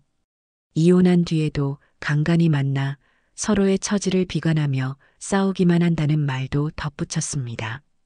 저는 그 소식을 전해 들었을 때 제 마음이 놀라울 정도로 평온하다는 것을 깨달았습니다. 더 이상 그들의 불행에 제 감정을 조금도 낭비하고 싶지 않았어요. 그들은 그들 나름의 죗값을 치르고 있는 것뿐이었습니다. 저는 그저 고개를 한번 끄덕이고는 제 가게로 돌아와 다시 앞치마를 둘렀습니다. 제게는 이제 과거를 돌아볼 시간이 없었습니다. 저를 기다리는 손님들과 제가 만들어야 할 맛있는 음식들, 그리고 제가 갖고 나가야 할 빛나는 미래만이 있을 뿐이었으니까요. 제 명의로 된 건물에서 제 이름을 건 가게를 운영하며 맞이하는 하루하루는 제게 더할 나위 없는 평온함과 만족감을 안겨주었습니다. 하지만 저는 거기에 안주하고 싶지는 않았어요. 사람은 나이가 들수록 웅덩이처럼 고여있으면 썩기 마련이라고 생각했거든요. 끊임없이 흐르는 시냇물처럼 무언가를 배우고 도전해야 삶의 활기를 잃지 않고 맑게 살아갈 수 있다고 믿었습니다. 제게 새로운 도전을 안겨줄 스승님은 아주 가까운 곳에 있었어요. 바로 언제나 제 곁을 든든하게 지켜주는 경태였습니다. 어느 날 저는 가게 일을 마치고 경태와 함께 늦은 저녁을 먹다가 넌지시 말을 꺼냈습니다. 박 사장, 가만히 보니까 요즘 젊은 사람들은 다 손에 그거 뭐라고 하더라. 그 네모난 거울 같은 거 하나씩 들고 다니면서 물건을 사더다고. 나도 이제 시대에 뒤처지지 않게 인터넷으로 물건 파는 것 좀 배워야 쓰겄어. 언제까지고 이 시장 골목에서 손님만 기다릴 수는 없는 노릇 아니겠나. 제 말에 경태는 국밥을 떠먹다 말고 기다렸다는 듯이 환하게 웃으며 대답했습니다. 어머니, 저 그 말씀 기다리고 있었습니다. 당연히 하셔야죠. 이제 김떡자 손맛을 전국구 브랜드로 만들 시간입니다. 제가 옆에서 책임지고 도와드릴게요. 당장 내일부터 시작하시죠. 그날 이후 경태는 제 든든한 지원군에서 엄격하고도 자상한 개인 교사가 되어 주었습니다. 그는 바쁜 자기 일을 쪼개 매일같이 제 가게에 들러 제게 스마트폰이라는 신세계의 문을 열어주었어요.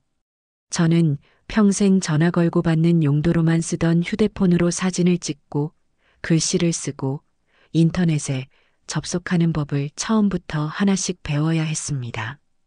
두꺼운 돋보기를 쓰고 작은 화면을 들여다보며 제 맘대로 움직여주지 않는 굵은 손가락으로 더듬더듬 자판을 누르는 제 모습이 스스로도 우습고 답답했어요. 하지만 경태는 단 한 번도 답답한 내색을 하거나 저를 핀잔 주는 법이 없었습니다. 오히려 어머니 대단하세요. 저희 어머니보다 훨씬 빨리 배우시는데요. 하며 칭찬을 아끼지 않으며 제게 용기를 북돋아 주었죠. 저는 그의 도움으로 난생 처음으로 SNS라는 것을 시작하게 되었습니다. 제 가게 이름으로 된 계정을 만들고 그날 정성껏 만든 반찬 사진을 찍어 올리고 짧은 글을 곁들이는 법을 배웠어요.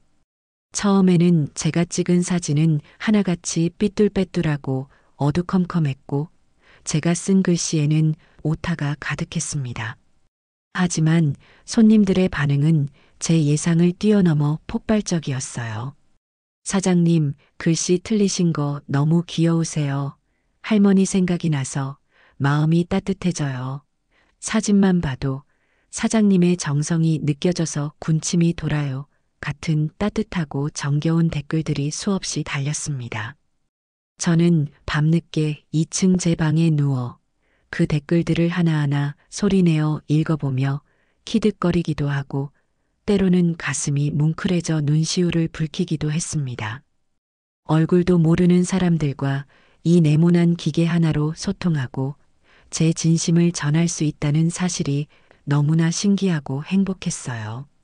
경태는 한 발 더 나아가 저희 가게만의 개성 있는 포장재를 직접 디자인해 주었고 전국 어디서든 손님들이 손쉽게 반찬을 주문할 수 있는 인터넷 쇼핑몰까지 뚝딱 만들어 주었습니다. 온라인 쇼핑몰이 처음 문을 열고 띠링하는 소리와 함께 첫 주문이 들어왔던 날의 감격을 저는 평생 잊지 못할 겁니다. 저와 경태 그리고 직원들은 마치 나라의 독립이라도 맞이한 것처럼 서로를 부둥켜 안고 환호성을 질렀어요. 그날 이후 저희 김덕자 손맛은 이제 동네 시장 골목의 작은 반찬 가게를 넘어 제주도에서도 강원도에서도 주문이 들어오는 전국적인 인지도를 가진 브랜드로 당당하게 성장하게 되었습니다. 제 삶에서 가장 크게 달라진 것은 바로 명절의 풍경이었습니다. 남편이 살아있을 때도 그리고 아들 내외와 함께 살 때도 제게 명절은 언제나 외로움과 고된 노동, 그리고 의무감만 가득한 날이었습니다. 텅 빈 집에서 아들 내외가 오기만을 멍하니 기다리다가 막상 그들이 오면 어색한 침묵 속에서 불편하게 밥만 먹고 TV만 보다 헤어지기 일쑤였죠.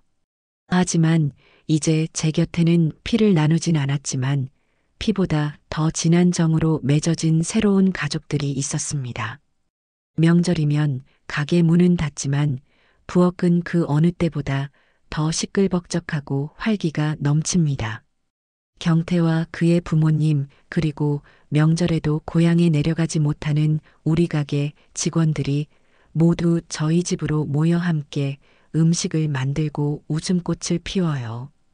경태의 어머니는 처음 만났을 때부터 제 손을 꼭 잡고 우리 아들 옆에 있어 주셔서 이렇게 좋은 분이 되어 주셔서 정말 고맙습니다라며 제게 고마움을 표했고 저 역시 그녀를 편한 친구처럼 여기게 되었습니다.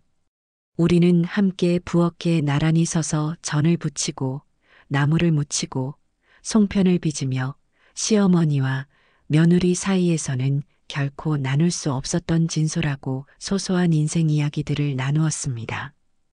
경태는 어머니, 이거 제가 오늘 아침에 뒷산에서 직접 캐온 귀한 더덕인데 이걸로 명절에만 맛볼 수 있는 특별한 더덕구이 한번 개발해 보시죠. 라며 제게 새로운 영감과 활력을 불어넣어 주었어요. 거실에서는 경태의 아버님과 우리 직원들이 윷놀이를 하며 아이처럼 떠들썩하게 웃고 있었죠. 그 모습을 보고 있자니 문득 오래전 어느 쓸쓸했던 명절의 기억이 떠올랐습니다. 그때도 저는 거실에 앉아 있었지만 제 아들 영수와 며느리 주아는 각자 자기 방에 틀어박혀 나오지 않았습니다. 식탁 위에는 제가 밤새 만든 음식이 아니라 백화점에서 사온 비싼 갈비찜과 잡채가 놓여 있었죠. 그때의 적막하고 서늘했던 거실과 지금의 온기와 웃음소리로 가득 찬 거실의 풍경이 겹쳐지면서 저는 저도 모르게 눈물을 찔끔 흘렸습니다. 하지만 그 눈물은 서러움의 눈물이 아니라 너무나 벅차고 감사해서 흘러나오는 행복의 눈물이었습니다. 얼마 전 저는 제 인생의 두 번째 차를 샀습니다. 방송에 나가고 사업이 번창하면서 차곡차곡 모은 돈으로 누구의 도움도 받지 않고 오롯이 제 힘으로, 제 이름으로 산 첫 번째 차였어요. 크고 비싼 외제차는 아니었지만 제게는 세상 그 어떤 고급 승용차보다 더 소중하고 자랑스러웠습니다. 차를 사러 간 날 경태는 저보다 더 신이 나서 이것저것 꼼꼼하게 살펴봐 주었고 차를 인도받던 날에는 커다란 리본까지 달아주는 깜짝 이벤트를 해주어 저를 감동시켰습니다. 오늘은 바로 그 새 차를 몰고 경태와 함께 새로운 가을 메뉴에 쓸 신선한 재료를 구하러 인근에서 가장 크게 열리는 오일장으로 향하는 날입니다. 따스하고 눈부신 가을 햇살이 차창으로 쏟아져 들어오고 라디오에서는 제가 좋아하는 옛날 노래가 정겹게 흘러나오고 있었어요. 조수석에 앉은 경태는 신이 나서 앞으로 우리가 개발할 단호박 약선찜과 가을 버섯 장아찌에 대해 쉴 새 없이 제잘거렸고 저는 그의 이야기를 들으며 연신 흐뭇한 미소를 지었습니다. 문득 이 모든 것이 꿈만 같다는 생각이 들었어요. 불과 몇 년 전만 해도 저는 아들의 눈치를 보고 며느리의 날선 가시에 찔리며 하루하루 희망 없이 늙어가던 초라한 늙은이에 불과했습니다. 하지만 이제 저는 제 사업체를 가진 성공한 사장님이자 따뜻한 가족들의 사랑을 듬뿍 받는 세상에서 가장 행복한 사람이 되었습니다. 저는 굳게 잡고 있던 운전대를 한번 고쳐 잡았습니다. 부드럽고 단단한 가죽의 감촉이 손바닥으로 기분 좋게 전해져 왔어요. 제 인생의 운전대는 이제 온전히 제 손에 굳건히 쥐어져 있었습니다. 어디로 가야 할지, 언제 속도를 내고 언제 멈춰야 할지 그 모든 것을 제 스스로 결정할 수 있었죠. 옆자리에 앉은 경태를 힐끗 쳐다보았습니다. 그는 창밖으로 펼쳐진 황금빛 들판을 바라보며 아이처럼 순수한 얼굴로 환하게 웃고 있었습니다. 저를 절망의 구렁텅이에서 구해준, 저를 다시 태어나게 한 제 인생의 가장 큰 행운이자 고마운 인연이었죠. 저는 다시 정면을 바라보며 가속 페달을 조금 더 깊이 밟았습니다. 제 앞에는 이제 눈물과 배신, 그리고 후회로 얼룩진 과거가 아닌 따스한 햇살과 맛있는 음식, 그리고 좋은 사람들의 웃음소리로 가득 찬 희망의 길이 끝없이 저 멀리까지 펼쳐져 있었습니다. 저는 그 길을 제가 사랑하는 사람들과 함께 가장 행복하고 안전한 속도로 즐겁게 달려갈 것입니다.